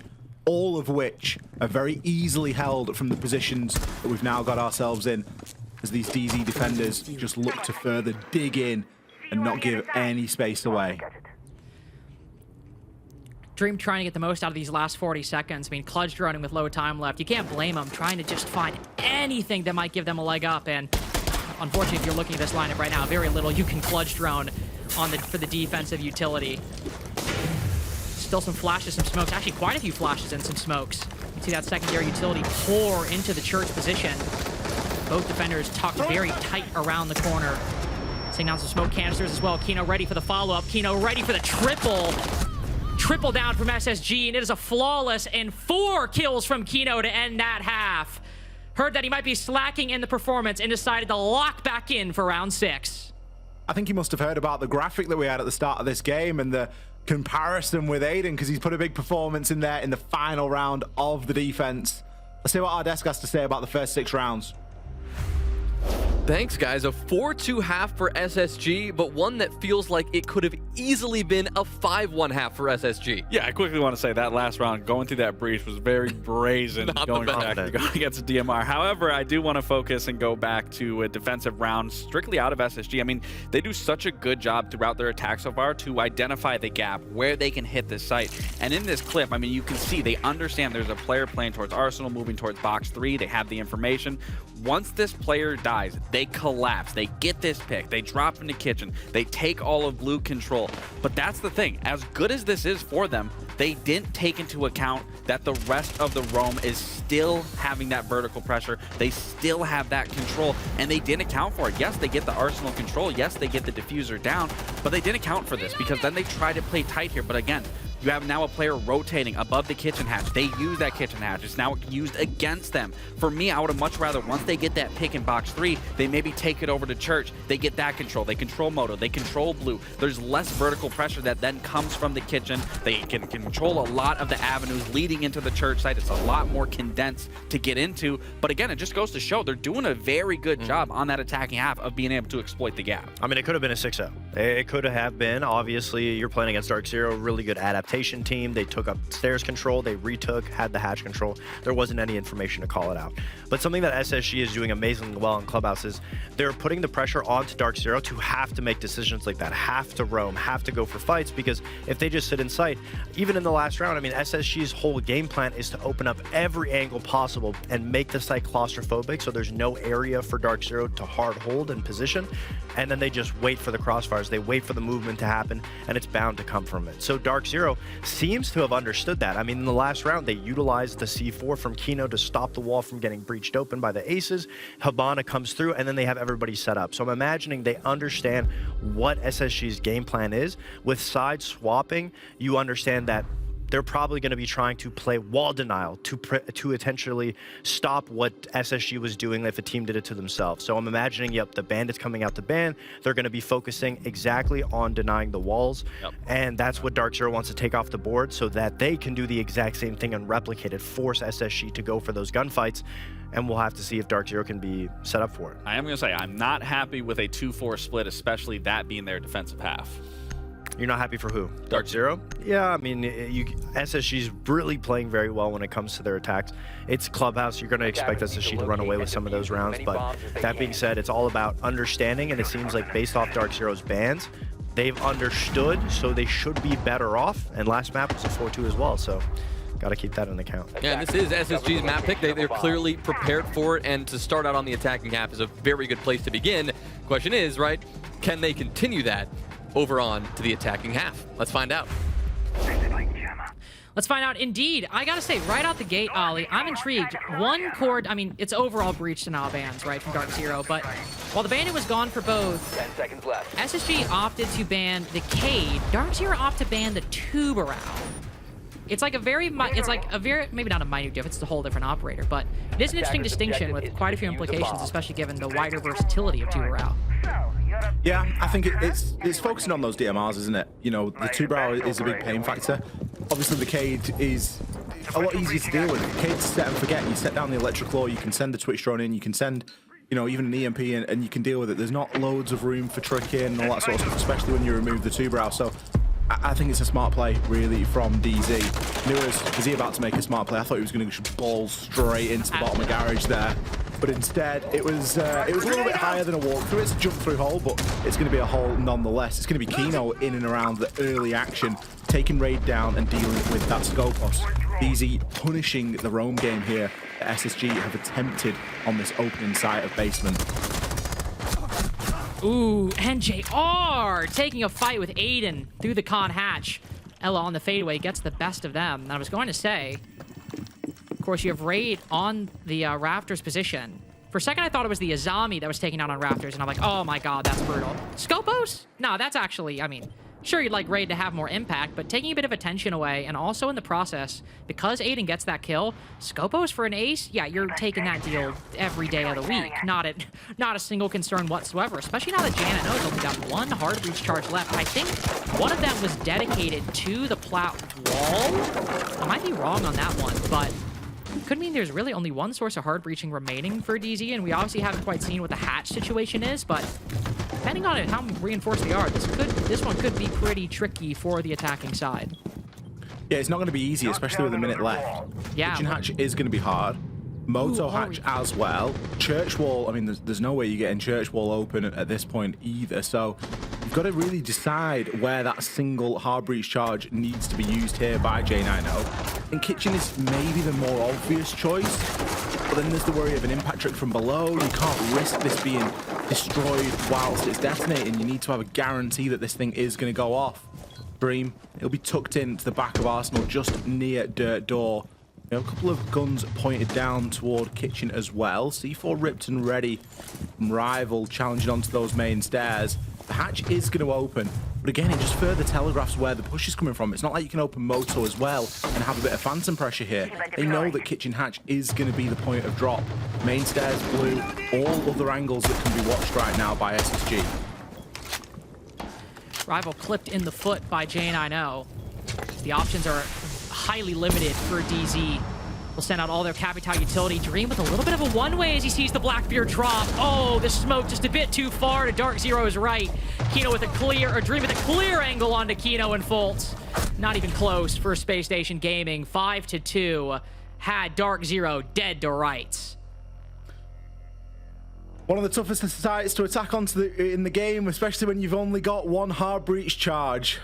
Only got Kitchen that can be opened. I mean, it's tough, and I feel like they kind of made it harder, Lynx, because if you think about it, all dropping Kitchen, like as soon as the first guy dies and you know that Dream's dug into that position, you've kind of maybe got to do something different. And I love twisting a little bit of pressure inside of blue. Just give Dream something to worry about on his left flank. Give that left side of his screen a little bit of attention and just draw him away from being able to laser in onto that hatch drop. It's a shame because it went so well. Kino with that opening pick. It was a really scrappy engagement for J90 and for NJR, and not one that you usually see him get himself in. Oh wow. That was like a full-on one-way for Dream 2. You literally could not even see his position through that smoke dropping. That is, I mean, that's just a bummer for DZ, right? Like you can't always count on that. unfortunate to say the least. Gives Dream the perfect angle, and to your point, went so well at the beginning, but the lack of pressure late and just being tunneled by the, well, one, the lack of hard reach, but also, let's be honest, like, Hibana's not banned. Not banned whatsoever. DZ opted to bring only the ace and the hard reach charges, and only one set of them as well. Getting the hatches was always going to be difficult.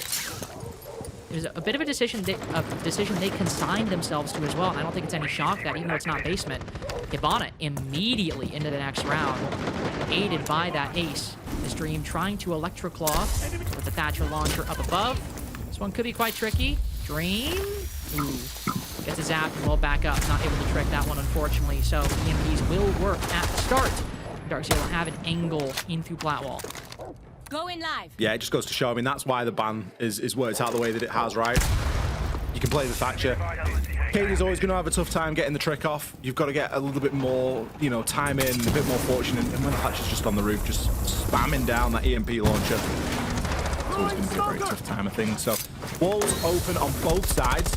That's Jacuzzi wall open as well. And I think we've even thrown a Selma in through towards Showers wall. So, easy. Whereas in the previous round, it was sort of a little bit light in this hard breach department. They've really left no stone unturned this time around. Great info being found on the drone of Nuas. Is anyone in position to do anything about it? Maybe he's going to try and challenge onto this himself. Oh, beautiful stuff. Lion scan comes out. Bit of info on the drone. Boom. Aiden, a star player from SSG, sent to the cameras as the opening pick. Although it's come at the halfway point, past the halfway point, excuse me, of the round. So not exactly an early pick, but one that DZ should still be able to leverage.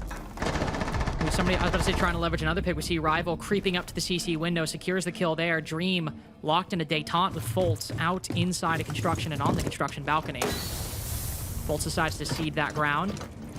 I was about to say, Kino, a little lacking on support, but also the site, a little lacking on presence. Everyone pushed into construction, CCTV, and Logi. DarkZero immediately just hop in, J9O with the next kill, and not really a whole lot Giddy can do to recover this position. Despite the two C4s, Dream and Giddy are on just full crossfire mode, ready for the attack to potentially creep around the corner. Giddy with the initiative, get a great SMG-12 spray. Another one popped by J9O, though. Basically makes it impossible for Giddy to work through. The vertical angle, not much to be done. DarkZero is still on a 2-round deficit. Looks much better from DZ when they start to take things a little bit slower and play that more traditional style of Siege. It was what we were asking for more on Cafe. It seems to be the winning formula here again on Clubhouse. Who knew that just bringing 2 hard breaches, guaranteeing that you get some walls open and applying pressure, working toward getting the plant down, was the winning formula. Brilliant to see from them, not chasing shadows in the opening portion of the round and really throwing themselves into every engagement under the sun. Much more reserved, much more positional, and very much more about taking control. And the kill that Nua's got highlighted it perfectly. That's the one that we're going to see here straight away on the replay. Info on the drone, Lion scan to route Aiden to the spot, and then just boom, straight forward as you like. Single tap on the headshot. Plant in the classic plant spot as well. Nice default position over inside of Gym. DZ with a round on the attack. It's still not out of the woods yet, though. They still trail by 2, and SSG very much in the driver's seat of Clubhouse, and they need to be, because SSG need to win this map to take us to a 3rd. Now, this one a must-win to not only have a chance at winning Lair, but a chance at Salt Lake City, as DarkZero just need to make the reverse sweep, do what basically Wildcard did to them yesterday, and they'll secure their ticket, and SSG will be eliminated. These two teams have also proven they have the caliber and the pedigree to be worth a full 3-map series, and also that they probably both deserve to be in Salt Lake City, but nature of the format, nature of this system, so he was able to persevere and make it beyond CCTV and cash. SSG threatening map point with a victory here. DarkZero looking to stop it. Kino back on the blitz, been on the shields every single round so far. The blitz will be the 2nd time in a row. Introduction of the Yokais for SSG. Aiding Giddy on this Logi defense, likely going to, I guess, would go outside of the hatch and give Giddy information, maybe? Thor not exactly the best operator to make use of that position. Got to be careful opening those hatches, especially when you've got Gitty primed and ready underneath. And as you say, the drones that are going to be sent out there. DZ know exactly where these drones are going to be placed. You could see NJR at his sights trained on a drone hole in and around strip at the start of the round, because I think he was expecting one of the yokai drones to come out of there. You sort of look at it and you think, well, it's the only plausible reason for them to be looking in that direction. And they're going to know that there's going to be one sent out of Logic Hatch as well. Fultz takes a bit of damage on the explosive.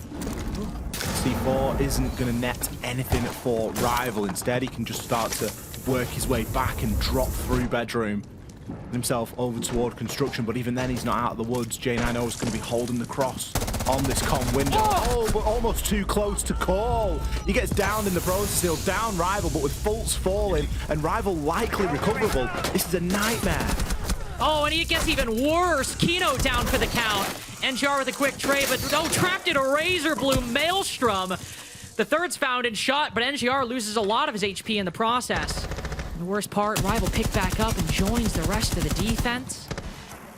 Tough break for DarkZero. And look at the odds they have to break through. Black Mirrors, Yokais, 2 toxic canisters. Well, 1 toxic canister is one of them now placed on the opposite side of the wall from Newers. Selma attempting to break the wall on red side, but shot in the process. Oh, a pre-fire that takes every single shot NJR's mag, and not a lick of it hits Rival on 1 HP. 6-3 for Spacestation Gaming. Cafe long in the rearview mirror. They are looking toward Lair. They really are, and DZ are in panic stations at the moment. They've used their tactical timeout. They used it very early in the series, and it's surprising to not see them be able to convert rounds like the round we've just seen. SSG, very good handle so far on both the attack and the defense. Clubhouse as a whole has been a great map for them here tonight. We will get another round of banning ahead of any further rounds being played. Mirror and Grim both taken away. I don't feel like we've seen tons of Grim usage from DZ. I think SSG are probably at the point where they can just go, nah, you know, we'll kind of ban anything because there's no real one defining factor at the moment. It's so unfortunate getting caught on that AC unit as well.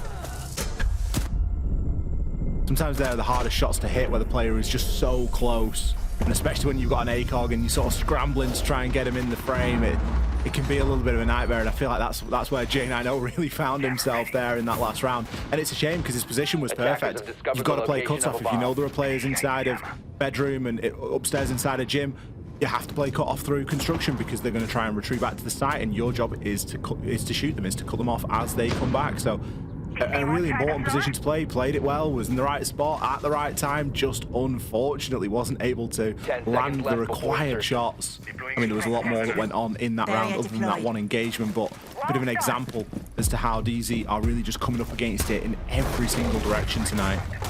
Well, and you even look in that position. This is not a critique of J9O at all. It's just it's just funny to think about. If you were holding the window from the opposite way, the mirror runs across, and if he's holding from the left instead of the right, the person counter swinging in construction would have probably lined up directly with the mirror, and J9O could have like got a collat even. That's not saying he should have done that. He was probably holding the better side. It's just funny again how just how awkward that one engagement was. There's even another reality where it might completely change the round for DarkZero, but unlucky situation, just unfortunate, and playing it the best he can. DarkZero just getting the worst of a lot of different things right now. Some inside of their control, some outside of their control, but certainly getting demolished by an excellent game from Spacestation Gaming. 4-2 attacking half end, looking like they might emerge in their defenses with a win as well to close out Clubhouse and take us to Lair. Fultz spotted so early and pressured so heavily. Well, not Fultz, excuse me, pressuring Rival so early. Force the council back down to the site. I do believe we have Raid all the way in strip at the moment. Newer's second one-tap with the 417, but Ollie, I think this one's a little more impressive than the one in Gym. Yeah, he didn't have guided coordinates there, did he? Didn't know exactly where the player was going to be. That was just good old game sense coming through. And Aiden, key player for this SSG side, fallen. Raid in a really good spot, though. Potential for one at the least here as he takes Fultz down. Utilizing Scopos, his scanner. I fancy him for another here, honestly. He has to play this with his life. Oh my goodness. Hello? Kino! We've just seen somebody die from strip side, and we're not pushing the guy strip. No, surely Raid doesn't get another. No! What? How's he got away with this? Cribbing down the main stairs as well with Blackbeard in his back turned. Not only are DarkZero unaware, they've completely forgot about Raid over in Strip. Kino, who neglected to take account for that information, now has to recover the diffuser in a 1 versus 2.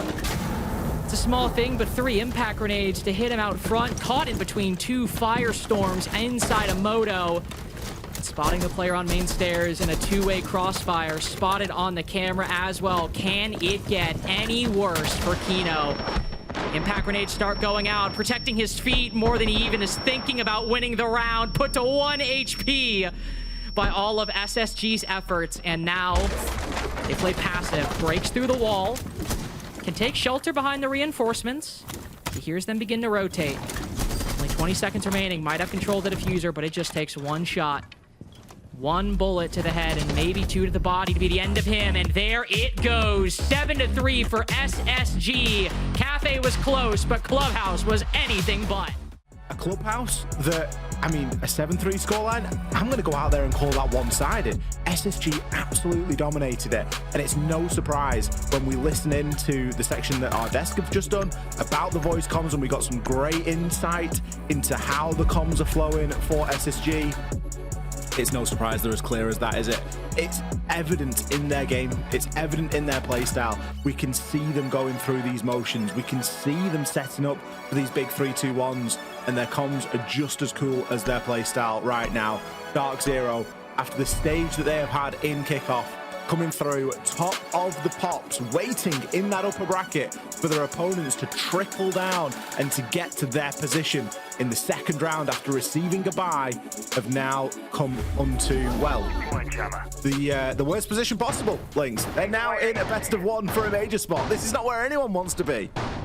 No, and especially with DZ, the fact that, you know, you have played, what, 5 maps in the past 24 hours, and 3 of them have all gone either maximum distance or almost maximum distance. Just to even get to this point, we need to play a best of 1 for your life. It has still required almost everything you could possibly put in. And in between those as well, you have a decently strong win, 7-5 against Wildcard to start, but then most recently a 7-3 loss to SSG on Club. You can see it's still all smiles in the DarkZero camp before we get into the game, but essentially probably one of the most vulnerable moments of DZ's time in the NAL. In fact, probably the most vulnerable moment for them in all of Kickoff. Bans have gone through, though. Double shield ban from SSG to start. That has not stopped Kino bringing one of the only viable shield for this attacking lineup. DZ, similar story on the opposite side, banning a shield of their own, taking on the Mira as well. So as we get into this round, what can we expect on the R6 room defense on the top floor? Big shot. Azami out the game. Yeah, no Tachenka though, and no Goyo. True. So SSG not choosing that wealth of time denial that is available to them, time and area, of course.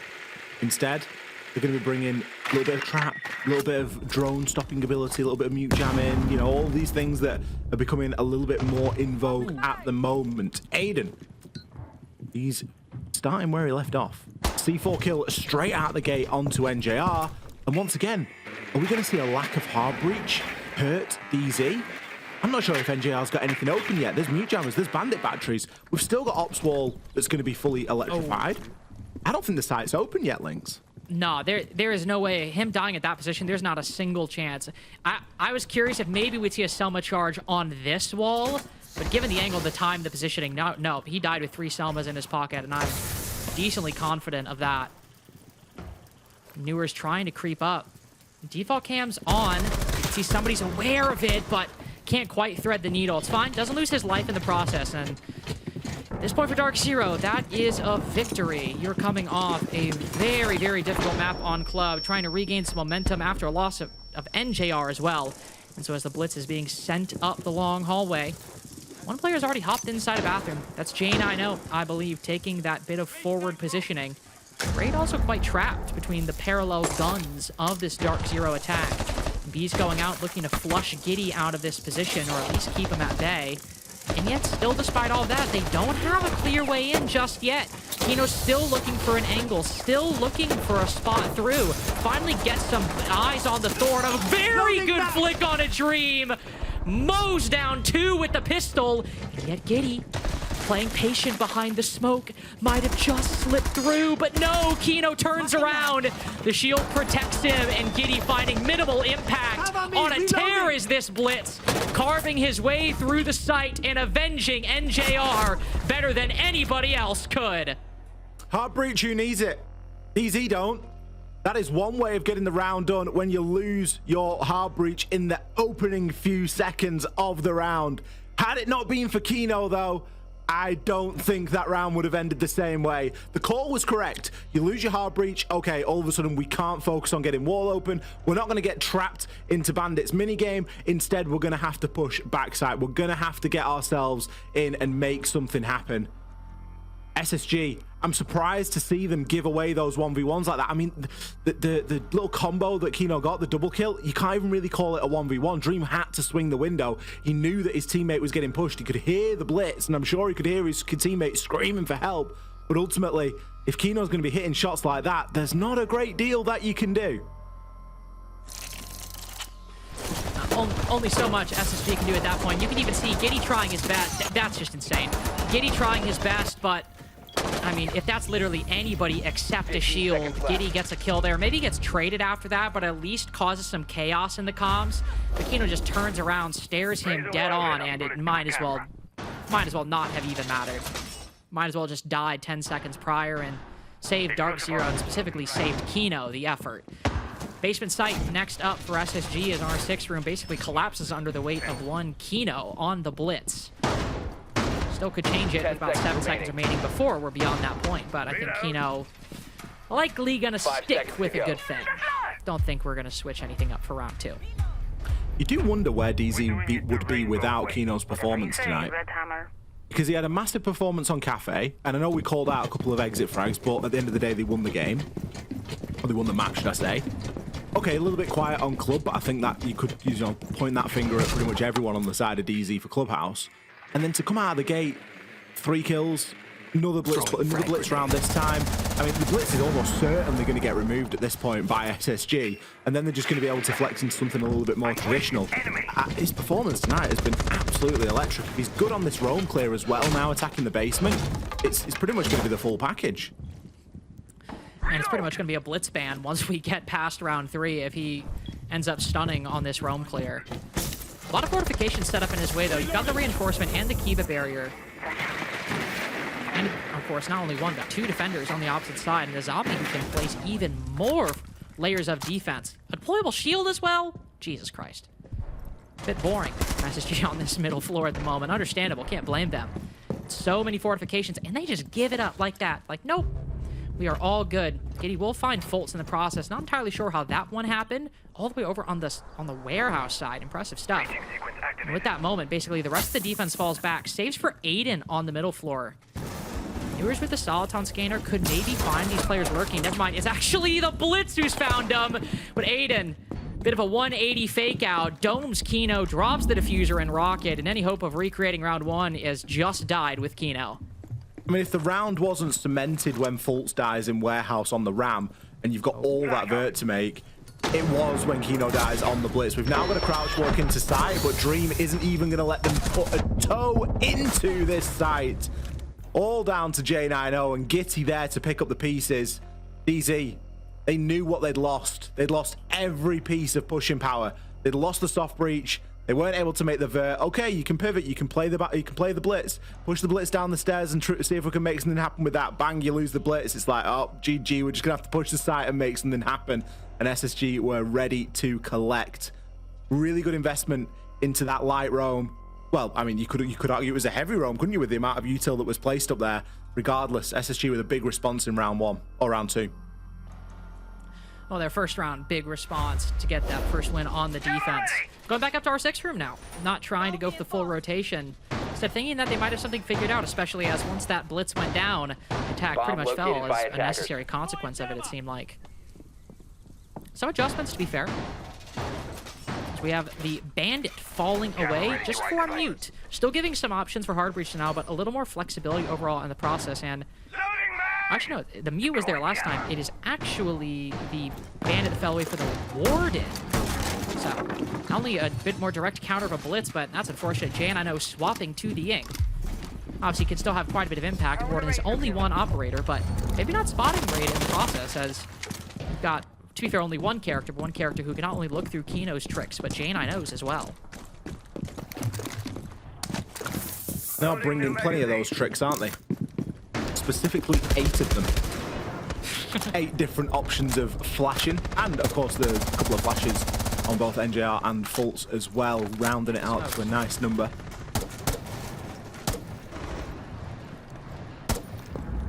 Newers, he's going to overcommit here. Just seeing if he can tap fire his way toward anything, but that's one position that SSG have been fantastic in all night, is that lack of giving anything away for free. You very rarely see them out there on the roam losing their life needlessly. It often has a reasonable impact, whether it's time waste or even just a little bit of util waste. There was an opportunity there for Gitty to fall foul of it, and another. How's Newers missed that? It seemed like his head was all that we could see. Finds out on the Soliton scanner that his army has indeed dipped back a little bit. No doubt toward one of Aiden's mute jammers, as I'm sure there are a couple of those craftily placed around the site just to make things a little bit easier to hide away from that scanner. Wait, threat detected. This area is hostile. We'll find one, but finding an Azami playing a push pretty deep behind the main desk is not going to be a big shock to anybody. Aiden, again, second time defending this site that he gets a C4 kill early on. It's not NGR, it's Newers this time. As NGR, we've improved. He's only the second one to die instead of the first. J9O tries to pick up the pace with a Ying shotgun play. It cost all of his Candelas and gets, I think, maybe about nothing in the process. Fultz dies right behind Kino on the opposite side. He's left to recreate that 3K in the same position with less resources, less time, less ground, and more bodies to cut through. Now in a 1v4, albeit with 2 players downed. And Raid on low HP, you are wishing you had another Candela here. A pre-fire onto Giddy, but no, Aiden's get the first and the last. SSG running away with these 2 rounds. It came a little bit close there, though, didn't it? There was a little window of opportunity, but it wasn't enough. And I'm sure that we're going to see another early DZ tactical timeout here because things are not going their way. Round 4, we'll get some bans, and then very possibly into the timeout. They know that the attack is going to be a difficult side. It's the side that they found the most trouble with over the course of the evening. Surely we have the blitz removed now by SSG just to seal that deal. Oh no, they're going to go for the Grim instead. They're kind of leaving an open invitation there to Kino to say, yep, you know, we've seen you on the blitz. We know that you've got a bit of impact, but we're not going to ban it. We're instead going to ban away the Grim. And as predicted, another early DZ tactical timeout. At this point, Lynx, you got to question the value of these because we've not seen enough impact after the timeout to really highlight them as being super valuable for DZ at the moment. I think that's the thing with DarkZero, right? Is that, and this is crazy to say this, but in a matchup in which on one side you have some of the most veteran players in NA in recent and just in general, especially when you consider how long Fultz has been playing at a tier 1 level. And then on the other side you have, like, you know, like, you've got Dream, but you've got like Raid bullies. You've got Aiden. You got players who are really, really new to the NAL. And SSG have had by far and away the better reactions, the quicker reactions, the more well thought out reactions beyond DarkZero on both Cafe and Clubhouse. That's kind of insane. And like, that's really just a testament to the system they're building at SSG, a testament to the players at SSG, but also I think just really how much things have slipped for DarkZero. It was not SSG who came out of the groups flawless. It was 2 teams, 5 Fears, the best team in the NAL, and DarkZero, who are currently in a best of 1 to even have a shot at making Salt Lake City, and are being kind of made fools of by Spacestation Gaming in these past couple rounds. Aiden getting that C4 2 times in a row on the exact same site. Them literally not banning the Blitz because they know even if they run it, they might have counters to it. Reloaded! The level of ego on these guys and the fact that it's completely warranted is even the crazier part. I like how thought through it is, though, because you can see it's not like a panic reaction. It's not like the obvious choice, is it? I think, you know, a lot of people in that position, given the option to ban something at the start of round 4, seeing what we've seen, would have gone, yeah, ban the Blitz. Let's ban the Blitz off Kino. Let's get rid of that. And no, they've gone, no, we'll take the bees away. Because, yeah, he's going to play the Blitz, but we know he's going to play the Blitz. If we start getting beat out in key positions and then he's got information to, you know, work off the back of that, and we can see people lining stuff up. We already know that DZ are a coordinated team. We already know that they play fantastically off the back of information. We've seen some really good examples of that already tonight, whether it was Fultz on the drone inside of Cafe, whether it was Nuez on a drone inside of Clubhouse. There's been some brilliant team play from the side of DZ, and I think removing the Bs, it's essentially just going to assist that a little bit here. And SSG is better the enemy, you know, right? They know that they're going to be going up against the Blitz, so they can plan accordingly. And look at the plan. It's the Warden, it's Ella, it's Thorn. You've got gadgets there, you've got Razor Blooms, Grizznots, everything you could need to try and make this Blitz's life an absolute misery. Even making Newer's lives difficult, just spotting him on a default camera. Nothing Newer's could do about that, nothing he did wrong, just SSG being super thorough, really careful, trying to find another alternative avenue, but there's a shotgun close corners. And you might have information, but you know that's there. Kino, 1 HP because of that Razor Bloom. 1 HP. Whether they missed the track where he thought he could get it, not too sure, but we see the Gershmont getting aggressive, but oh no, SSG maybe overplaying their hand a little bit. Jane, I know, on the backup. Gets a 2-piece to start things off, and coming out of the tactical timeout, DarkZero build that into what is looking like a flawless attack. Not on the top floor. It's a Bugs briefing defense, mind you, but all the action taking place around our 6 room, around Green Stairs, and a Candela prep to hunt Raid down. Backing up. Will evade any of the negative consequences of that primary utility, but Fultz has got in the position, putting that diffuser down, and this is where DarkZero deny us any kind of fun. They'll play it normal, they'll play it passive. It's a 5v1 post plan. There's just simply no way they choke this. Surely there's no way, right? There it is. The flawless comes through. Nuez eventually picking up that final kill, as Raid was left with very little option but to try and push on to the site. It's unlikely that DZ are going to give him a window of opportunity there to get in, especially with the stakes of this game and the current scoreline. That is a round that DZ needed. They need attacking rounds here on Lair. And finally, we've seen them get one. Now, you mentioned that overreaction from the side of SSG. I think potentially, because we saw multiple people swinging from the same angle multiple times, and it was just a little bit written on the wall, wasn't it? I thought the Razor Bloom was inspired. Obviously, you've got that horrible piece of utility there that's just going to put Kino down, and I think Kino maybe being lucky even to stay standing after that one, because he really was left on only a sliver of HP. But it was enough, and I mean, Blitz even really didn't have too big a part to play. Once your Blitz is on 1 HP, there's not loads that they can do. They're always going to get a little bit battered and bruised on the way up to their objective and to push these players around. So it was much more of a backseat position then that Kino took, and it was really on the rest of the team to step up and to challenge onto those angles and to keep those swinging defenders at bay.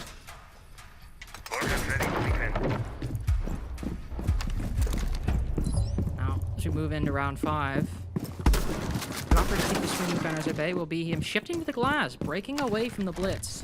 Shock drone. Shield might have worked in that round, though it came very close to not working. An alternative strategy for DarkZero. Dokkaebi, Ying, and Glass will be the big highlight operators for this attacking strategy. Look to try and effect a roam clear on this middle floor. One player actually from SSG all the way on the top floor, I've just realized. Ooh, somebody very close. Don't know if they've spotted that just yet. Rival with the Vector just trying to gain some information, it seems like, but a full reinforcement and no Kivas on this top floor means that, while he's got a bit of a bunker, if he starts getting pressured, he can't make himself any new protections. He'll fall back down, take shelter behind Dream's shotgun. It appears the only remaining player will be Aiden on an incredibly deep roam on this Solus. Ooh, that's the last thing you want to hear if you're on a deep roam, though. The Logic Bomb phone call going off. That's his position given away. You're going to send the impact out there as maybe a bit of confusion, bit of time saving. Nuez now on the chase.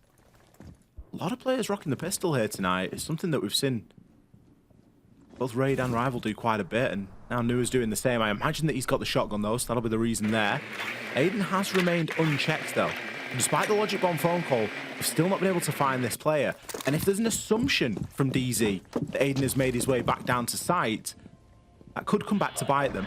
Another Logic Bomb phone call, so it seems as though DZ know that there's still somebody out there. Still someone out of bed, so to speak, after hours. And it is going to be Aiden. Takes J90 down on the Twitch. And whatever he does from here is a bonus. Picked himself up the opening pick. Comes at around the minute mark. He's able to take a drone out as well. and continues to be a thorn in the side of this attacking push.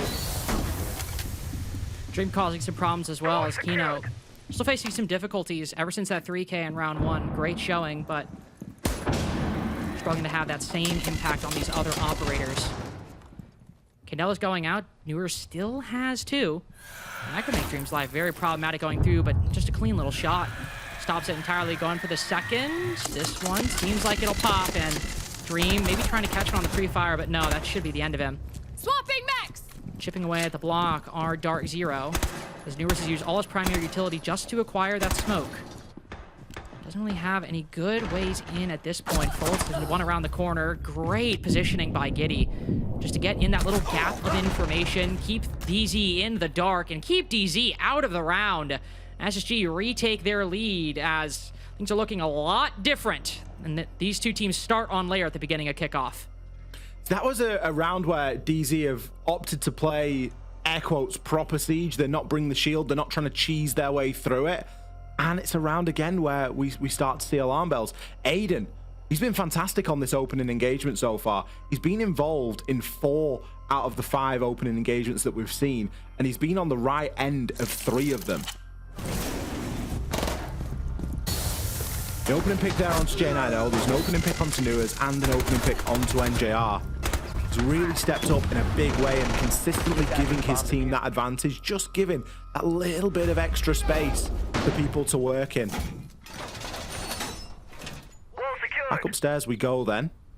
What is going to be the final round of regulation defense for Space Station? Is it going to be another map where we see the defense get a bit of an advantage, or should I say where we see DarkZero lack on their own attacks? Because there's certainly no problems with SSG's attacks on Clubhouse. That much is for certain. For DarkZero, it's a side that they've struggled with all night long, and they need to walk away with an equal split here. Just keeping things as close as possible as SSG, especially with Clubhouse still in our minds, just more and more looking like the favorites in this particular series. Keenan will move back to the blitz just to try one more time to make this work, to make it happen. It's worked before, albeit on different sites. Third time we'll see R6 room and master. 50%. One of them being that 3K. If you get anything closer to that, it'd be good. Some bullets fly his way through the soft wall. Trying to fight early. Aiden, as you mentioned, been on the right side of so many of these opening engagements early on, in a difficult spot right now. Downs Kino in the process. This man cannot catch a break on the entry. Nade just to the right. How does he make it out? He gets another! Aiden can do no wrong in the early game as he's completely stunted DarkZero. It's just dismantling him. They know exactly where he is right now. Newers should be pushing this. There's 3 players from DZ involved in that engagement, and Aiden is still allowed to drop. He's in Toxin right now. He's miles away, but it doesn't matter because his team is still in an advantage, even if the remaining DZ players just decide to flood the site. Not 1, but 2 opening picks there. Newers now wondering what to do. Eventually hops himself out of the window, picks Aiden up as he's rotating up. Rival, he'd come down to assist. He can shoot the smoke canister and get himself back up to sight. That's not too much of a problem. Aiden's life there was fairly obviously marked for destruction from DZ, but the damage, it's already been done. You can't do anything to replace Kino. You can't do anything to replace Fultz in round 6. They're out of it. They're watching the cameras for the rest. There's now a minute for J9O Newers and NJR to figure things out. Right as we tick past 60 seconds, Newers again trying to make a lurk happen. Might be 4-4, but these have been a bit shaky, in part because SSG have been so good at keeping watch, but Newers finally gets something. Takes a lot of HP, but still, it's something. Catches the head, ooh, but down soon after. It just gets even worse. J9O and NJR cannot believe that these 2 in a late round is literally allowed by the rulebook. But with one prone around the corner, I don't think NJR is aware of this. Looking at the long angle, he's got no idea. Prone around the corner, Rival hops up, almost gets the second. But J9O turning his attention to this 1 versus 2. 1 air jab to lock off, just 1 single rotation. Can make the cross, diffuser in hand. Turn his attention towards the rotate hole, but shot through the soft wall. Peppered put even lower, even in worse straits as SSG get another lead. Look at Aiden's face. He can't believe what round he's had. That's that moment after the round where the comms have all died down and you can hit that little debrief and tell everyone just how well you played it. Let's hear it from our desk. Aiden still hands up in disbelief. I mean, that right there finally broke the pattern here for SSG. Last time they were on this map, it was 3-3 at the swap before DarkZero ran away with it. Right now, SSG have set themselves up for success. It all comes down to them shutting down the information. I think there's a common denominator in the last 3 rounds is just them shutting down the shield. Kino's not able to really find that much success when it comes to the shield.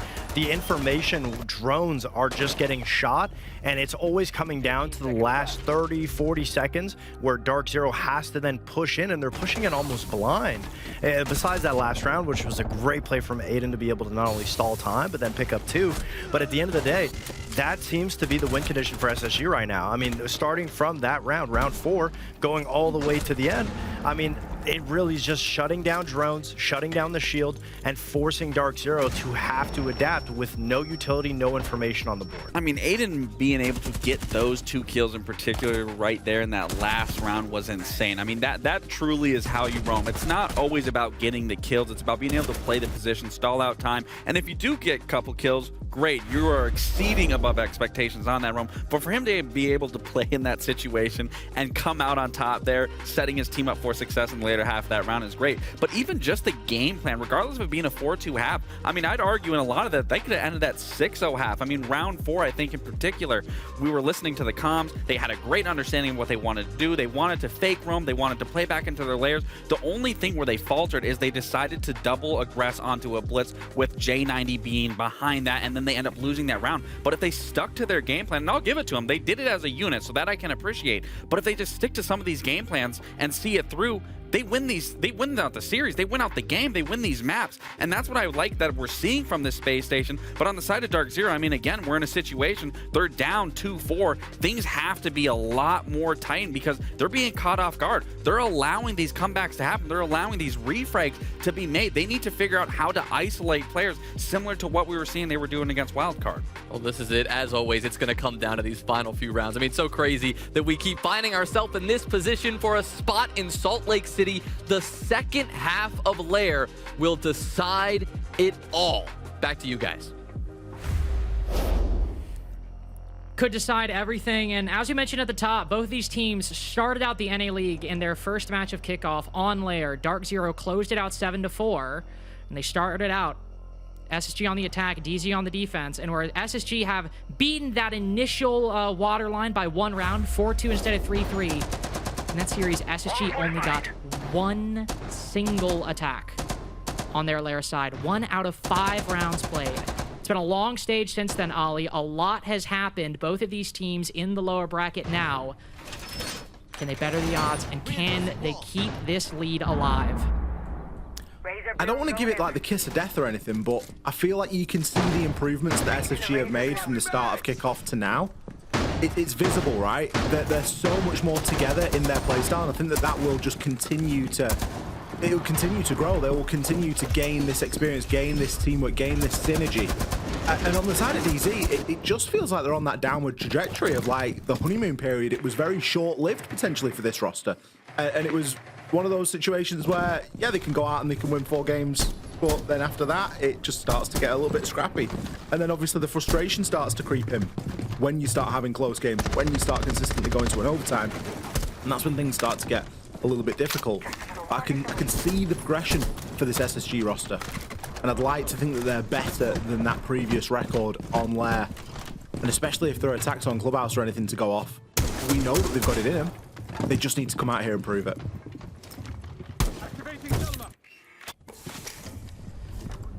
Proof they can offer, we might start seeing a glimpse of in the next 2 minutes and 15 seconds. Rival down below with the buck right now, putting some vertical pressure down range, or I suppose up range to be most accurate. SSG banned out of zombies, so we won't see any kind of forward ops presence. Could brought a Mira, but no decision to do that by DZ. So they're able to move in pretty quick, get some quick Selmas on that part of the map, and now rotate and look over towards the Skybridge side. Dream going to be great at applying pressure in any of these positions. Also, a little tangent, but it's a DarkZero defense on R6 room, so you know NJR is about to be on Tachanka. Throwing down those Shumikas, and especially a necessity with SSG banning that smoke position that probably DarkZero more than most other teams will be comfortable with. We'll see how that continues, though, as Dream keeps creeping up the Z hallway. Catches sight of about 2 defenders. Kino, down by a quick pre-fire from Aiden. 5-1 on the entry so far, by the way. Doing the most for Spacestation Gaming. There's one player that you want behind your shield, it's going to be Aiden, isn't it? Especially with an AK-12 in his hand. Absolutely lethal. Nua's taking a little bit of damage there through the vert. His rivals continuing to open that up. Aiden, back for business. 2 kills. He's got himself tucked inside a storage right now. And he's going to find a third. You can't just keep challenging him from the same angle like that. Jane, I know. He might be on the 2-bar, he might have the DMR, it might be one of the better weapons in the game right now. But I think for even him, a 4 versus 1 is potentially a little bit of a stretch too far. Going to attempt the C4, it gets sent out, but clips. Oh no. Clips onto Tetris. It is going to down Dream in the process. Gitty can move through to recover that diffuser. I tell you what, I fancy Aiden for this last one. No, it's going to be Rival. Snatches it out from underneath him. And you can see SSG is starting to get more and more hyped as these rounds develop. Starting to get very real fast for Spacestation Gaming. 5-1 for Aiden on these opening kills. A 3K. Might have started out this series rough, but right now there is only one player to highlight. Well, him and Giddy as well. Giddy's also doing well. Let's be fair. But there is one particular player to highlight on the side of Spacestation Gaming, and it is Aiden. After round 6 and 7, it is just his moment right now on Lair against DZ. Now, Spacestation Gaming find themselves with this new look, this new roster, just 2 rounds away from Salt Lake City. Situation, by the way, where, I mean, the potential lineup being 5 Fears, JJ's first major, a brand new team to the NAL, brand new org to the NAL, Wildcard, a team that, still in the grand scheme of things, quite recent to the entry on their international scene. And Spacestation Gaming might be a well-known name, but with a brand new roster as well. Most of these players are barely even having substantial T1 experience. This could end up being, if DarkZero lose here, one of the craziest major rosters being sent to probably any international event in Siege history, at least for NA. The amount of rookies would be crazy. Just imagine the timeline for a second, especially with the next game bared in mind. 1 of 30 versus SR. Like, there's a world where it's SSG, 5 Fears, Wildcard, and 1 of 30. Like, that could happen right here and now tonight. Now, we're getting a little bit ahead of ourselves. There's still a couple of rounds here that SSG have to close this game out. They need to get to 7, and DZ aren't going to let them just take it from them. This is a team of storied players. They're going to be no stranger to being up against it, backs up against the wall. It's all about what they do from here that matters, though. Going to be looking to try and hold on to a couple of defenses here on Lair and just bring themselves a little bit of stability. It's going to be Rival moving through this top floor to start things off. Aiden isn't too far behind either. Yellow ping's going out. I assume it's for utility because we can see all of the silhouettes huddled together toward the opposite side. Trying to make sure everything's placed well. You can see a lot of defenders on this top floor. Kino M870 Jaeger. Sure. Full reinforcements, and this is a bunker that the defense has created for Bunk's briefing. Not uncommon. Rival. Look at this lurk. Will Newer spot it? Think he did. Just a little quick peek to get the information back off. Trying to waste time. Deny the control here. Don't want to give too many angles to SSG. Oh, Aiden! The timing looks the other way, and NJR gets the better of him. One of those unlucky turns of fate, but NJR ready for it. Latches onto it. And gives DarkZero a much-needed reprieve. Their second opening pick this entire series. Their first dominant advantage. SSG, a 5v3 suddenly becomes even in only a few seconds. And Jan, I know, is a bit isolated, a bit trapped by Giddy on these green stairs. Can't push up, but maybe can just fall back.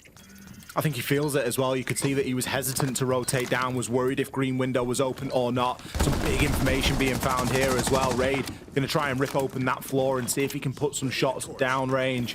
45 seconds left. Hatch needs to be open. That's a Maverick job, and it is going to be a little bit slower. Jiggle peeking on the angle, and Raid, well, he's not been able to land much of that DMR, but he's taken a good chunk in return from the Vector. NJR holding firm on the site.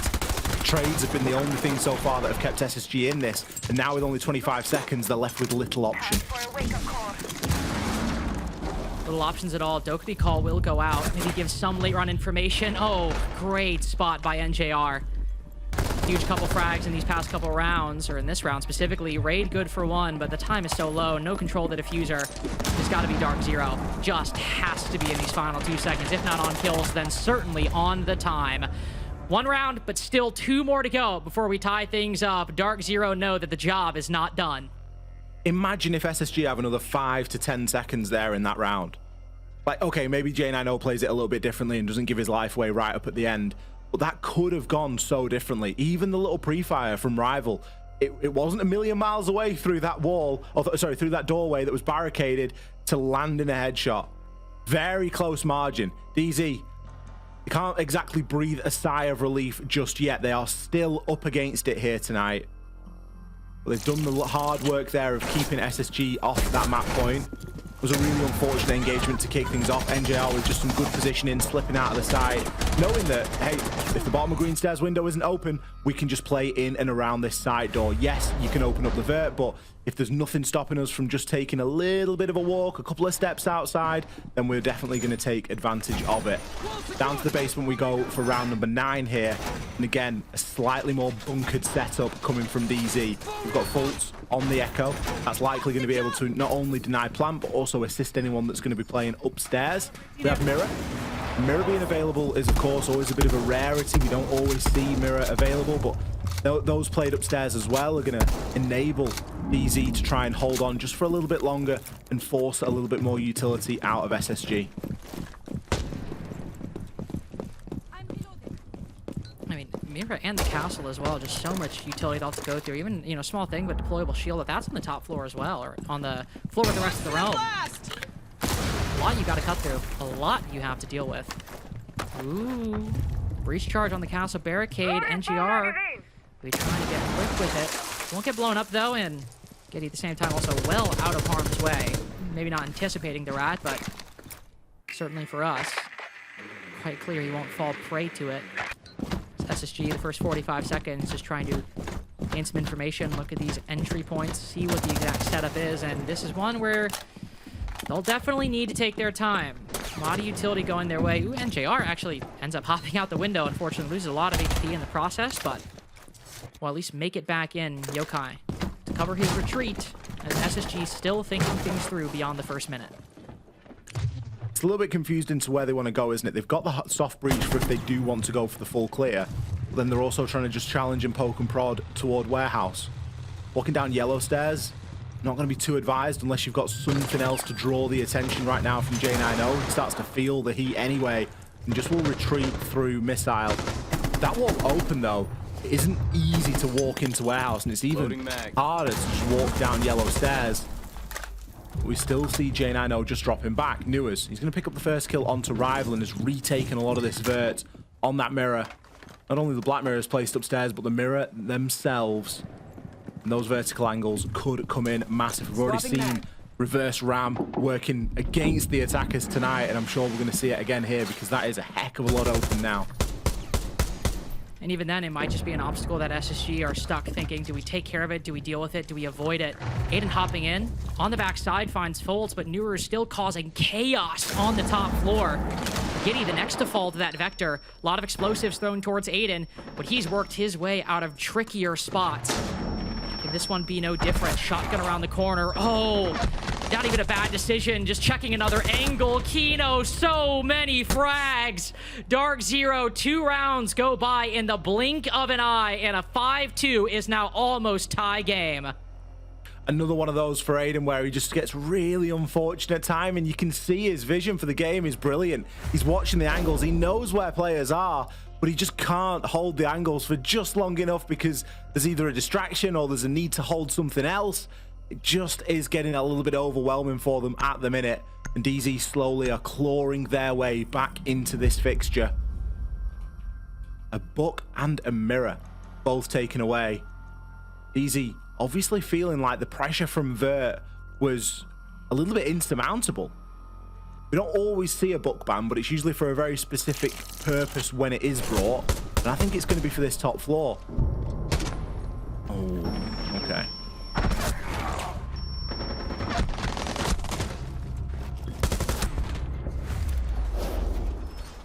There we go.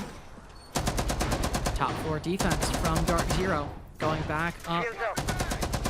Very top of the map. And Fultz hiding the Clash currently.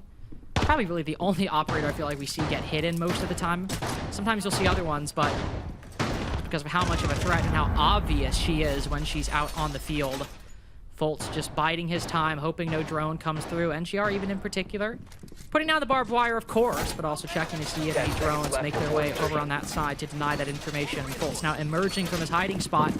Not a whole lot of great utility to deal with it on the SSG side. The Capitao could be good, but depending on how many nades there are, okay.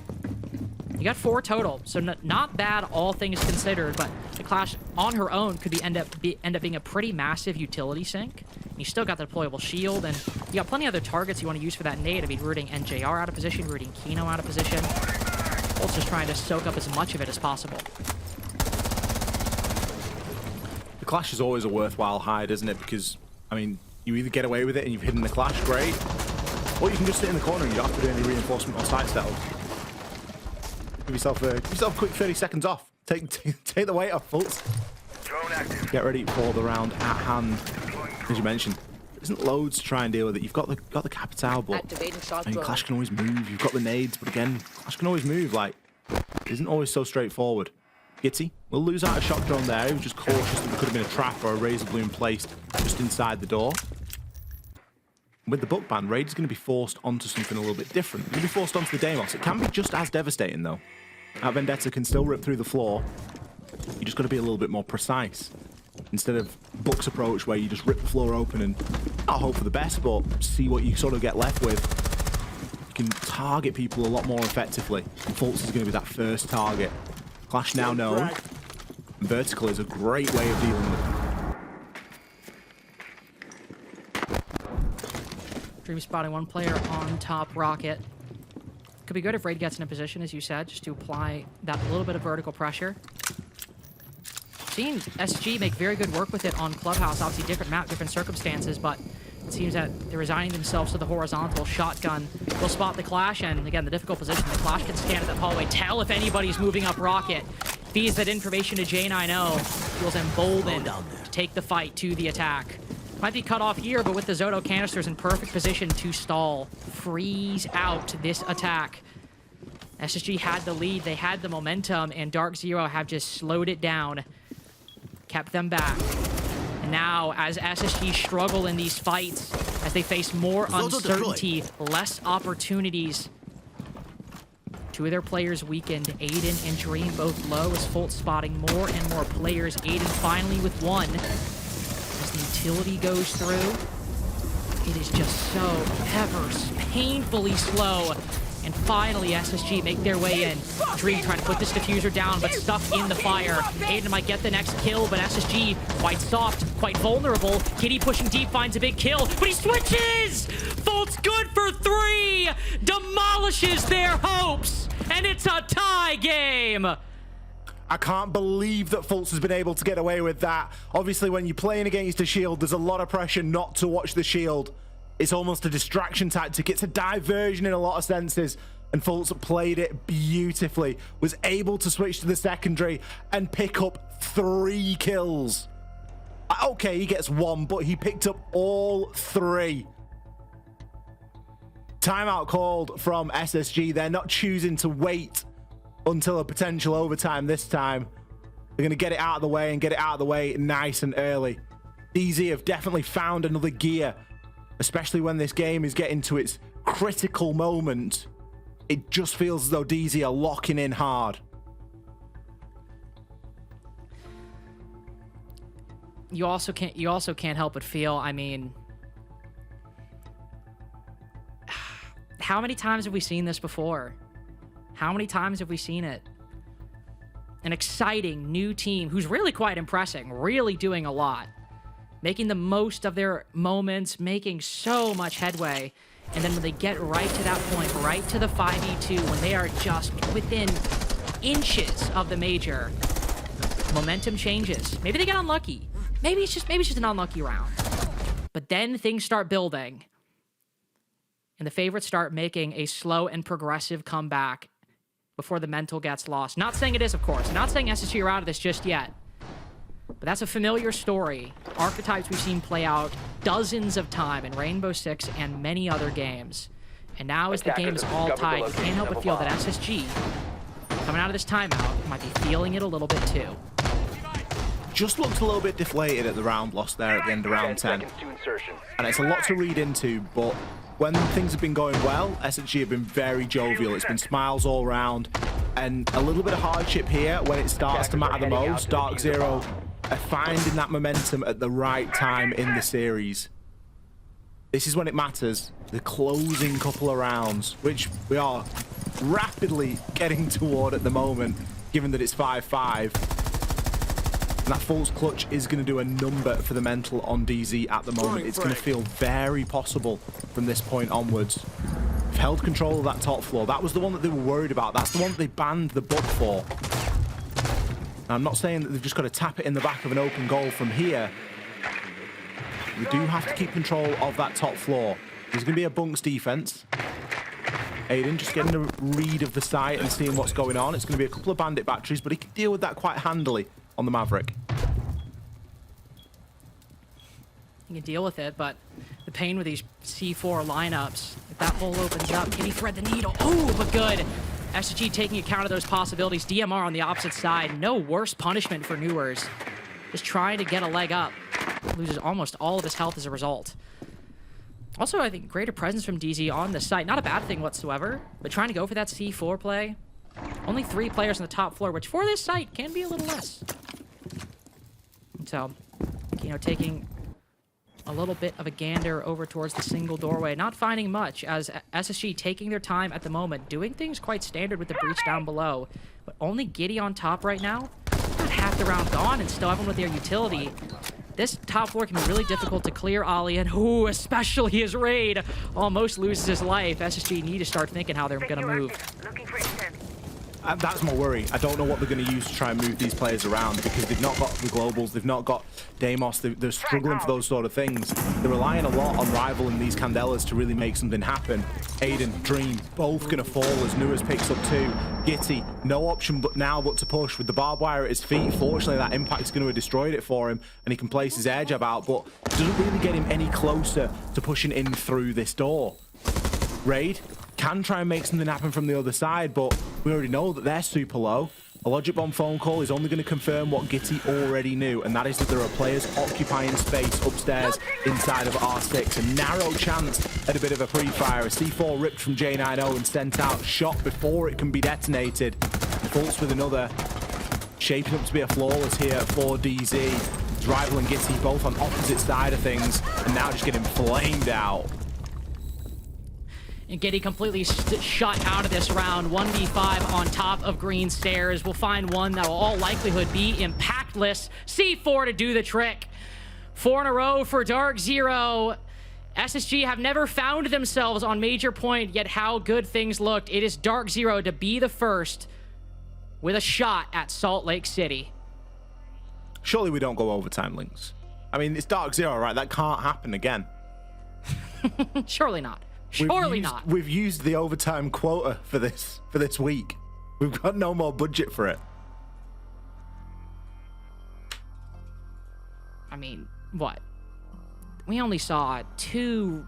Actually, we saw 2 reverse OT sweeps by Wildcard yesterday. Technically speaking, we also saw another reverse sweep on the first map.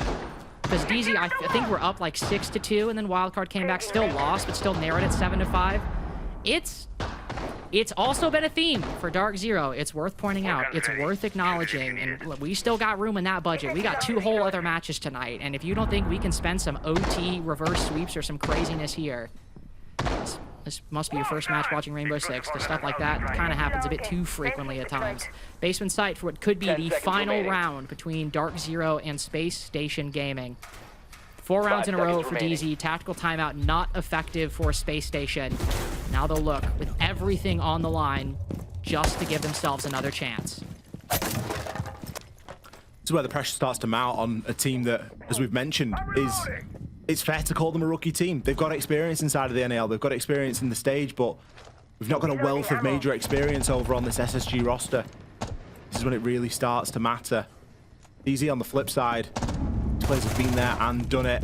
Oh! They're showing us just exactly what it takes to get there. Nua's a spawn peak on match and series point. Surely they're not going to do that. Yes, he is. Raid down for the count. Those Banshees, those Vulcan packs, they are going to be a little bit safer now that Flores and those Rotero drones are out of the picture. Any barbed wire too from J90. Possibility of creating gaps in this defensive lineup much lower. The Twitch is, I mean, going to be preoccupied getting those Vulcan packs, and so not much you can do. Flashbangs going in. NGR's been here before. Ran out of the window a few rounds prior, soaking up a lot of utility, but somehow not only falls back, no damage dealt in the process. Still playing perfectly safe. J90 getting another. Surely not like this. 4-2 half, up 5-2. SSG in a rough spot. They need to find a kill, really. They can't afford to let another body fall, and DZ are just going to dig in. They're not being given a reason to move right now, and they shouldn't. J90 just flirting with an engagement here inside a missile, but doesn't need to overcommit to it. Instead, can just further back up. He can let the other players take that burden. Nua's, he's on for 2 on the round. Aiden and Dream, they have to find something, and they have to find it quickly, but they are left chasing shadows. DZ, they've backed right up now and are just digging themselves in deeper and deeper, establishing those crossfires and not leaving anything to chance. Especially with Razor Bloom still being deployed. Any gaps that might exist can still be plugged up by J90 and the rest. Look at this crossfire. It's gonna be a flawless, it seems. Dream completely stuck, watching Salt Lake City chances melt in front of his eyes. A trade to end it, but basically a consolation at the end of the day. SSG wake up and find DarkZero are attending Salt Lake City.